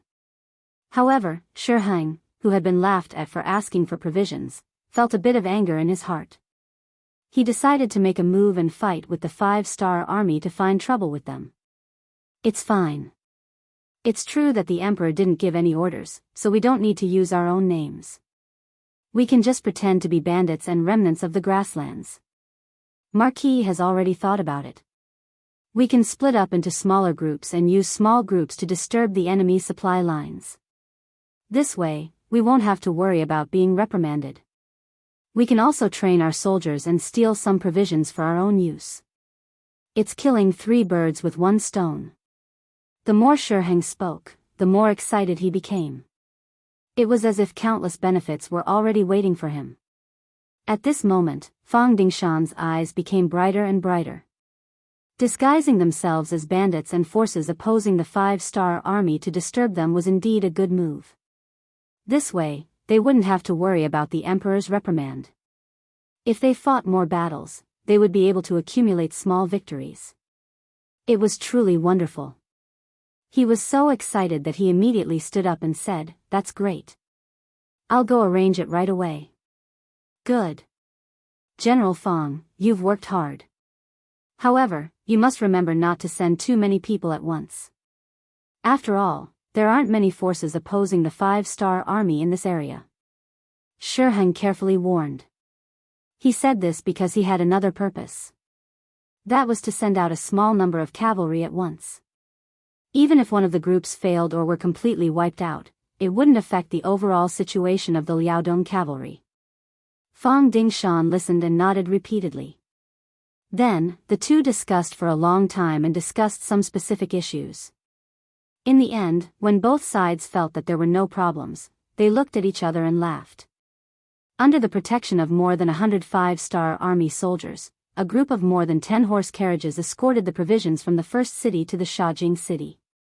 Along with this group, there were also 200 people of different races. There were men and women, old and young. They either brought their families or supported the carriages as they walked. Upon closer inspection, everyone's eyes were filled with yearning for a better future.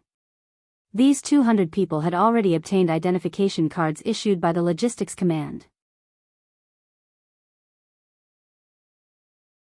With this, they could each receive 10 mu of rations and farming tools according to the number of people they had when they arrived at the new place. They could also be allocated a house and a sum of money that was enough for them to settle down in their new home. The future place would also be their new starting point. As long as they were willing to work hard, with provisions and money, how could their life not be good? Although they had to leave their hometown because of this, compared to living a stable and prosperous life, those were nothing. The 200 people were even chatting and laughing along the way. Although everyone came from different ethnic groups and regions, it was very likely that they would be living together in the future. Thus, they slowly became familiar with each other along the way. For the behavior of the people, the 105-star army soldiers didn't do anything to stop them. The higher-ups had already said that as long as the people were obedient, they would be convenient along the way. After all, the army would still need to rely on these people to provide the provisions needed by the army in the future. It was a bit inappropriate to say that they were the parents of food and clothing, but it was not too much to say that they depended on each other. In this way, the people helped to drive the carriages. When the road was smooth, they would sit in the carriages to rest for a while. From time to time, when they encountered water sources, the soldiers and civilians would stop to fetch water and interact with each other. It was a picture of harmony. However, all of this beauty was suddenly cut short by a series of rumbling sounds that came from the ground. As the captain of the team, Bien Bin, the company commander, pulled out his sword when he heard the rumbling sound, then he shouted, "Soldiers, prepare for war, people hide beside the carriages." It was no wonder that Bien Bin was so nervous. The area he was walking in was far from the first city and Shaojing city, so there would often be bandits in this area. Although relying on the powerful reputation of the 5-star army, ordinary people didn't dare to find trouble with them casually. However, there were still some desperados among them, and there were still some people who were willing to take the risk. With the idea that a villain would not make a big mistake, Bien Bin gathered the soldiers together. Among them, there were 50 soldiers who had warhorses. At this time, they were sharpening their swords with the company commander, ready to deal with any unexpected situation. On the other hand, the people didn't seem to be nervous. They were all people who had been conquered by the 5-star army. They had seen the power of the 5-star army and didn't think that anyone would dare to challenge the authority of the 5-star army. Therefore, even if they heard the rumbling sound of the warhorses, there were still some people who looked forward, wanting to see who was so bold and then watch these people who appeared leave with their tails between their legs. The 5-star flag was fluttering in the breeze, like a command flag standing on the mule carriage. It also proved the identity of this supply team to the outside world. Many times, the appearance of the 5-star flag was like a huge and unstoppable city wall, causing some bandits to forget and retreat. After all, the strength of the 5-star army was too strong. It was so strong that many small tribes who had not yet surrendered did not have any intention to resist. This was also the biggest reliance and confidence in the eyes of the people. Report, a group of 200 Mongolian bandits appeared in front of us. They are rushing towards us quickly. They are less than 5 miles away. The scout cavalry in charge of guarding the front rushed back and shouted loudly as he rushed back.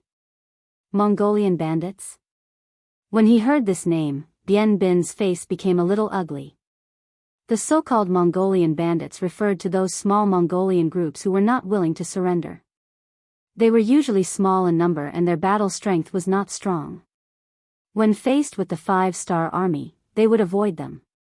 However, when faced with the 5-star army, they would suddenly attack like a mad dog. These bandits could not be killed, and they could not be killed. They were the most troublesome thing to deal with. Who would have thought that he would encounter them here today? Bien Bin felt a headache coming on, and he hurriedly started to get into formation. 50 cavalry soldiers were ready to fight at any time, and 50 infantry soldiers were ready to shoot from afar. Bien Bin wanted to use this method to warn those bandits that he was not someone to be trifled with. He hoped that this method could scare them away, and make them stay away from him, and avoid a possible disaster. Bien Bin was a little nervous, but he did not show it on his face. Instead, he confidently said to his soldiers and the people around the carriage, "Everyone, don't worry. Even if the bandits come, they will not easily make a move. For these carriages of provisions, the price they have to pay is not proportional to the price they will get.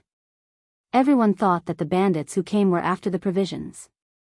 However, they did not know that this time, it was not the bandits who came, but the valiant Liaodong iron cavalry. Bai Ming had spent a lot of money to build this cavalry.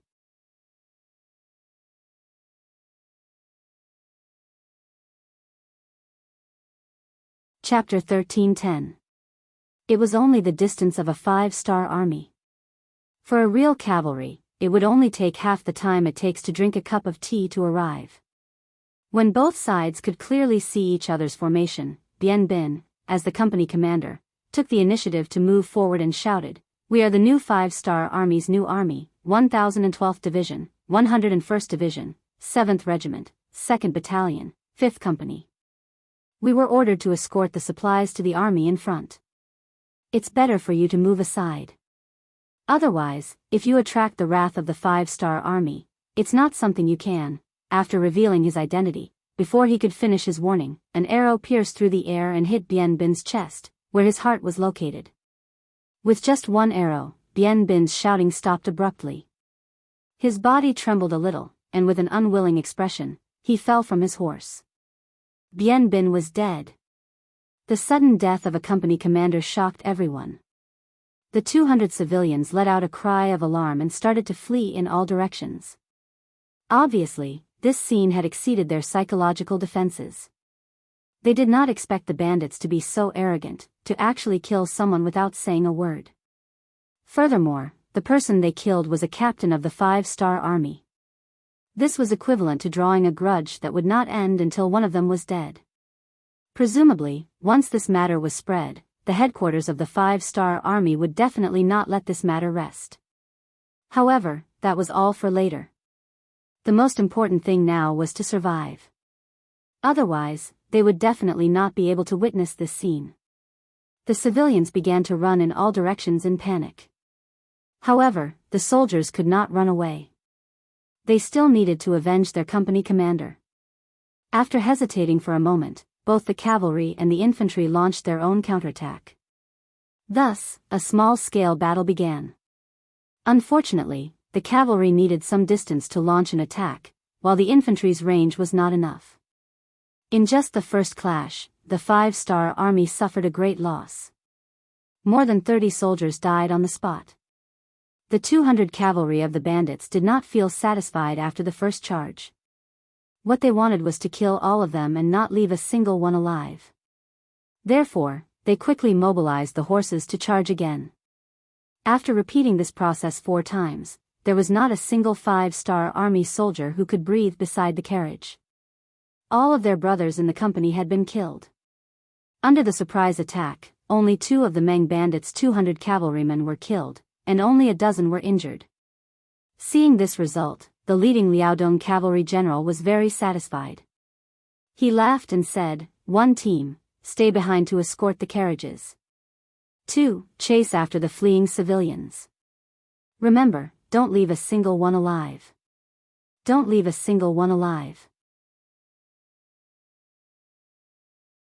The cavalry of the second group, which had close to 100 men, responded in unison before charging off in all directions.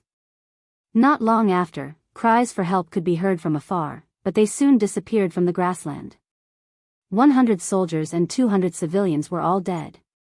Not a single person was left alive. And this was just the beginning. In just 4 days, more than 10 companies and more than 2,000 civilians had been killed, and more than 200 carriages of provisions had been stolen. The news was quickly discovered by the scouts of the 5-star army, and they reported back one by one. In the headquarters of the new army, Tiger's man's eyes were burning with anger. Looking at the bad news that came one after another, his face was as gloomy as water. In front of him, the 3 company commanders were also unhappy. They clenched their fists and looked like they wanted to eat someone. Forcefully suppressing the anger in his heart, Tiger's man looked at the 3 commanders and asked, "Tell me what you think." The commander of the 101st Army, Lu Zhua, who had the most experience, was the first to speak. "This is clearly a military operation against our 5-star army. Someone is playing with fire. We can't just sit here and wait for death. We must find the culprit and kill one as a warning to the others.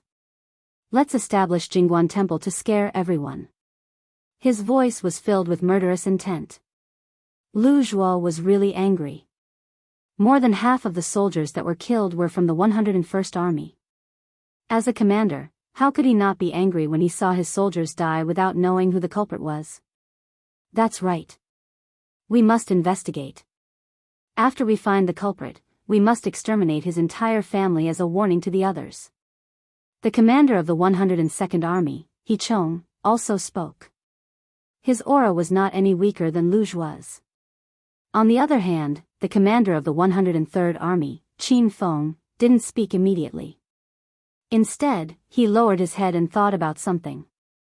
His silence made Tiger's man look at him. Commander Qin, what do you think? Qin Feng only woke up when his name was called. He raised his head and said his opinion. Commander Tiger, from what I see, this isn't the work of normal bandits.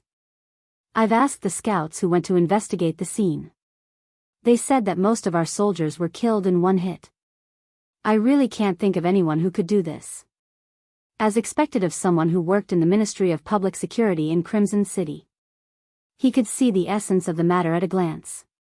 Tiger's man nodded in satisfaction. That's right. What Commander Qin said is right. If it were normal bandits, it would be impossible to kill all of them. Even if our 5-star army can't defeat them, at least 10 to 20% of our soldiers should be able to escape. However, none of them escaped. This is enough to prove that our opponent is a powerful and well-organized organization. Normal bandits can't be compared to them. The moment Tiger's man finished speaking, the commander of the 101st Army, Lu Zhuo, blurted out, "Does this mean that the Walla army has returned?" The news of Yes Hen leading 70,000 Walla army and escaping from the inner district had already been spread back. Yang Qindong had even sent a telegram to remind everyone to be careful of the enemy's sudden attack. After all, he couldn't be sure if Yes Hen was really afraid of him or not. Lu Zhuo's analysis was reasonable. It can't be them. Commander Qin Feng directly denied it. Why? Lu Zhuo asked in confusion. It's very simple. This isn't the style of the Walla cavalry. If they appeared here, 70,000 of them would have already caused a commotion. Only then would they be able to attract more Walla cavalry to join them. Why would they do something so cowardly? Just for a small amount of food, the sacrifice is not proportional to the gain. Qin Feng said in a very confident tone. Less than 200 carriages of food was really not much use to a 70,000 Walla cavalry. He even had a feeling that the real target of the attacker wasn't the food. It was just something they did along the way. Qin Feng's words made Lu Zhuo fall into deep thought. He didn't say anything else. On the other hand, the commander of the 102nd Army, He Chong, suddenly thought of something and said, if it's not the Wara cavalry, could it be the Biming army? It wasn't strange for He Chong to say this. In his opinion, the only powerful army in the area was the Biming army. But did they have the guts to do so? Qin Feng didn't say anything. Although he thought so, he didn't have any evidence. But when it came to military matters like this, if it wasn't handled well, it could lead to big problems. Think about it. If it wasn't the Biming army who did it, and they really did fight the Biming army, what would the result be? The person who actually did it would probably wake up laughing in his sleep. Investigate. In the end, it was Tiger's man who made the decision. Send more cavalry scouts. If one team isn't enough, then send 2. If 2 teams aren't enough, then send 5 or 10 teams. In short, we have to find them and surround them. We need solid evidence. After the meeting ended, all the cavalry scouts in the new army were sent out. Not only that, Yang Si from the logistics headquarters had also called over the cavalry scout division that was currently in training. This was a cavalry scout division that he was currently training, and the first commander of the scout division was the chief scout instructor Su Yunsheng, whom he had spent a great deal of effort to invite from Crimson City. Su Yunsheng was the first recon company commander and recon battalion commander of the 5-Star Army. He was also a person who was registered with Yang Chendong. Later on, because of his outstanding strength, he was sent to Rezin City to teach the Cold Front soldiers. Over the years, he had taught so many students that even he couldn't remember how many there were. However, he liked the feeling of fighting and killing. This time, Yang Si had spent a lot of effort to invite Yang Si, who had stayed in Rezin City, to the logistics headquarters. According to his promise, as long as Su Yunsheng performed well, he would definitely have the opportunity to kill enemies on the battlefield. This time, more than 10 companies of soldiers were killed, 2,000 to 3,000 civilians were slaughtered, and 100 to 200 logistics carriages were stolen. This attracted the anger of the new regiment and also angered Yang Si. After all, the logistics and rations were under his control. Since someone dared to do this, it meant that they didn't put him in their eyes. Therefore, this time, he invited Su Yunsheng to come out. There was no need to investigate this matter clearly and obtain evidence.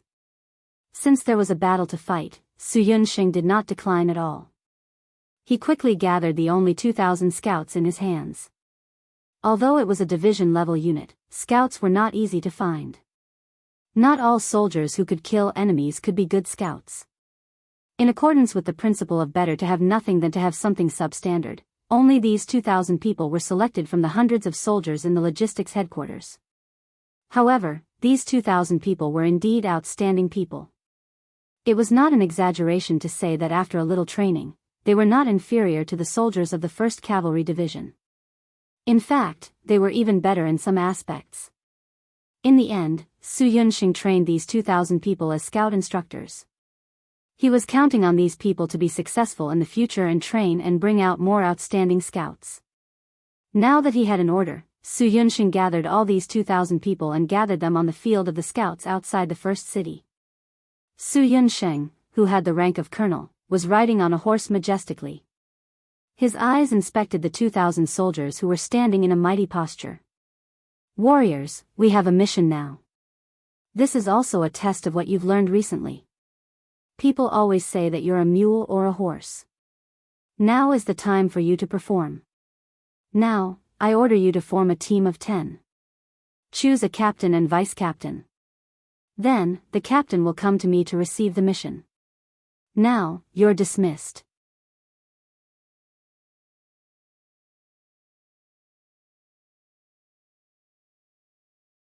Chapter 13:11. With 2,000 soldiers in a team of 10, there were a total of 200 teams. With such a large net, Su Yunsheng had installed 200 large cameras and 2,000 small cameras between First City and Shaojing City. When the time came, even the slightest movement here would not be able to escape his eyes. He wanted to see who was so bold as to launch a sneak attack on the soldiers of the 5-Star Army. According to the content taught before, when the 2,000 scouts left First City, it was like a spring breeze and a drizzle. Half of the scouts did not even ride a warhorse. They disguised themselves as ordinary people and mixed into the crowd exiting the city. Then, they disappeared into the vast grassland and did not attract anyone's attention. Even the commander of the new army, Tiger Man, only knew that Yang Si had also sent out scouts. As for how many scouts had been sent out, he had no idea at all. Even the current highest-ranking general in First City did not know the situation, let alone the intelligence personnel of the Biming army in First City. They only knew that the new army had sent out all the scouts. They also knew that these scouts were wearing military uniforms and were looking for something in groups. Later, this news was passed to Marquis Wu Qingho, Shiheng, by means of a messenger pigeon. Soon, the news was passed to General Fang Dingshan, who was waiting for an opportunity to continue to attack the logistics and transport troops of the 5-Star Army. Fang Dingshan had long expected that the new army would respond. He had also specially formulated a plan for this. He quickly ordered the Liaodong cavalry, who were looking for opportunities everywhere, to stop all military operations and avoid the limelight first. As a result, thousands of scouts of the new army returned without any results. For half a month, they did not find any trace of the enemy and no more transport troops were attacked. They thought that the enemy hiding in the dark had retreated and reported this to the headquarters of the new army. Tiger Man looked at the report that he was not very satisfied with and said with a dark face, "Let's keep an eye on them for a while." Although he also knew that it was very difficult for the cavalry scouts to move continuously, he did not believe that the enemy would take the initiative to retreat after tasting the sweetness without suffering any losses. As a result, the thousands of cavalry scouts continued to run on the grassland. Sometimes, when they passed by some trees and valleys, their every move was clearly seen by the Liaodong cavalry hidden in the forest. However, because the latter were already prepared, they missed several times. The sudden attack seemed to have faded away with the passage of time. Gradually, more and more cavalry scouts began to withdraw from the battlefield and return to the various armies and divisions.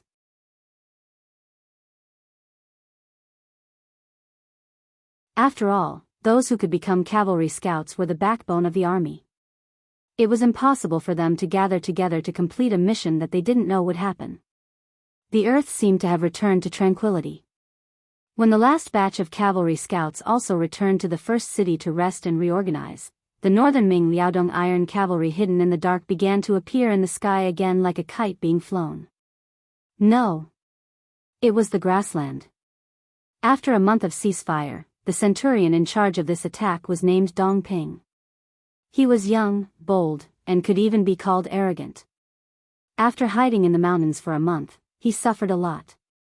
The mosquitoes in the mountains were not to be trifled with.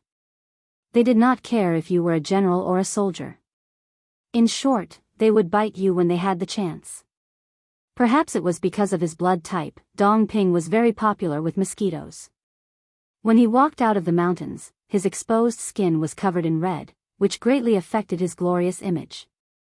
Dong Ping, who was angry in his heart, naturally couldn't care less about the mosquitoes. He vented all his resentment on the 5-star army. After a month in the mountains, they had basically eaten all the food that could be eaten. Now, they urgently needed to replenish their food. The 5-star army's transport fleet was their best target. Spread the men out and find the closest convoy to us. Surround it and destroy it. Dong Ping looked at the 4 cavalry scouts in his hand and gave an order. Then, he led the entire team of 200 cavalrymen and slowly followed behind the scouts. When Dong Ping left the mountain, he was also very cautious. First, he sent out the only 4 cavalry scouts to wear the military uniform of the 5-star army. They went out to scout. After confirming that there was no danger in the surroundings, he led the team out. However, he didn't know that not long after he left the mountains, he was discovered by the scouts from the logistics headquarters. Different from the scouts of the new army, these scouts were not discovered by the scouts of the Biming at all. In addition, some of the soldiers did not ride horses. Instead, they pretended to be wandering civilians and dug holes in the ground. They completely hid themselves in the ground and only occasionally poked their heads out to observe the enemy. Therefore, their disguise was not discovered at all. Previously, as the division commander, Su Yunsheng had made a judgment. If the enemy was so hard to find, then they must be hiding somewhere. It was difficult to hide the enemy's army on the flat grassland. Only the trees and valleys could be possible. Thus, he placed some of the scouts near these places where people could easily hide and waited for the enemy to appear. As soon as Dong Ping led his team out, the appearance of his 4 cavalry scouts attracted the attention of the scouts hidden nearby. They were hiding in the holes they dug. When they heard the sound of horse hooves, they quietly poked their heads out. When they saw that it was actually their own comrades, they didn't pay too much attention at first. However, some inexplicable actions of these cavalrymen still aroused their suspicions. When these scouts disguised as 5-star army cavalrymen left a mark on the ground every time they walked, this made the scouts feel that something was wrong. If it was the 5-star army's cavalrymen, they didn't need to do this because this area was now under their control. They didn't need to be so careful. Someone who could do this was very likely to be an enemy. When they thought of the possibility of an enemy appearing, the scouts nearby became excited. There were even some soldiers who wanted to directly take down the cavalryman that appeared in their line of sight and interrogate him. This action was stopped by the leader, Li Yun. Li Yun was originally a company commander of the new Second Army's 1st Cavalry Division. Because he was very unyielding during the investigation, he was chosen by Yang Si and transferred to the Logistics Command. Yang Si, who thought highly of this person, wanted him to learn more skills, so he sent him to Su Yunsheng's Cavalry Division. He was still a company commander there. This time, he was also sent out and became the leader of a 10-man squad. Li Yun's personality was unyielding, but when he did things, he wasn't reckless at all. He was even praised by his division commander, Su Yunsheng, who said that he had a calm personality and was more suitable to become an outstanding scout.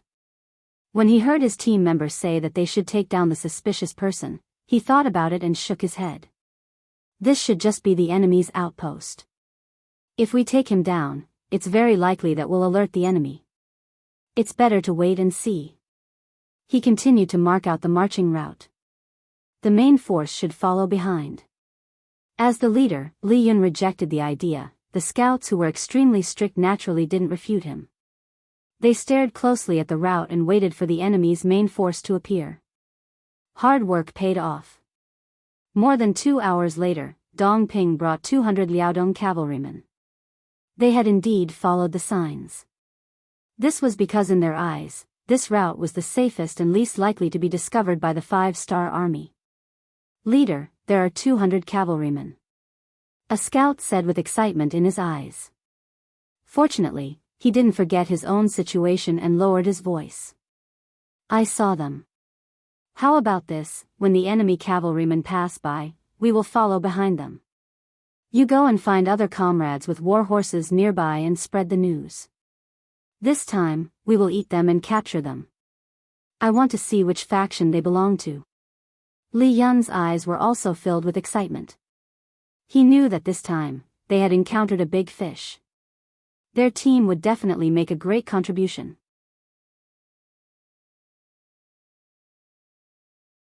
The well-disguised scouting team did not even notice the enemy scouts, let alone Dong Ping, who was burning with anxiety and was in a hurry to find the convoy to replenish their supplies. They walked past where Li Yun was hiding, and at their closest, they were less than 5 meters away from each other. When Dong Ping's cavalrymen completely passed by, a soldier appeared like an agile monkey and dashed into the distance, turning into a distant black dot. Captain Li Yun followed behind and led the other members of the squad to carefully tail the target. Dong Ping was completely oblivious to all of this. Around him, more and more scouts received the news and began to surround the place where they were. Especially when Commander Su Yunsheng found out that the target was only 200 cavalrymen, he made a bold decision. This time, there was no need for anyone else to act. The scout team alone was enough to complete the mission of capturing the enemy. On the grassland, there was a convoy escorting supplies forward. It was already afternoon and the sun shone on the people's bodies, making them feel comfortable without the slightest bit of heat. If a cold wind blew past, the feeling would be even more comfortable. In this kind of weather, whether it was the 100 soldiers in the troop or the 200 civilians accompanying them, all of them had a happy smile on their faces. Sometimes, they would even perform a military and civilian cooperation, singing a few unique battle songs that belonged to the 5-star army as they walked. It was a scene of unity and joy. The good times didn't last long. This scene was quickly disrupted by the sound of the cavalryman's footsteps. When the company commander heard the sound of the cavalryman's footsteps, he instinctively shouted, "The convoy has stopped. Everyone, prepare for battle." You're tuning into the Biyao's Wuxia Chronicles YouTube channel. Don't forget to subscribe and join us on this journey to catch the most captivating stories.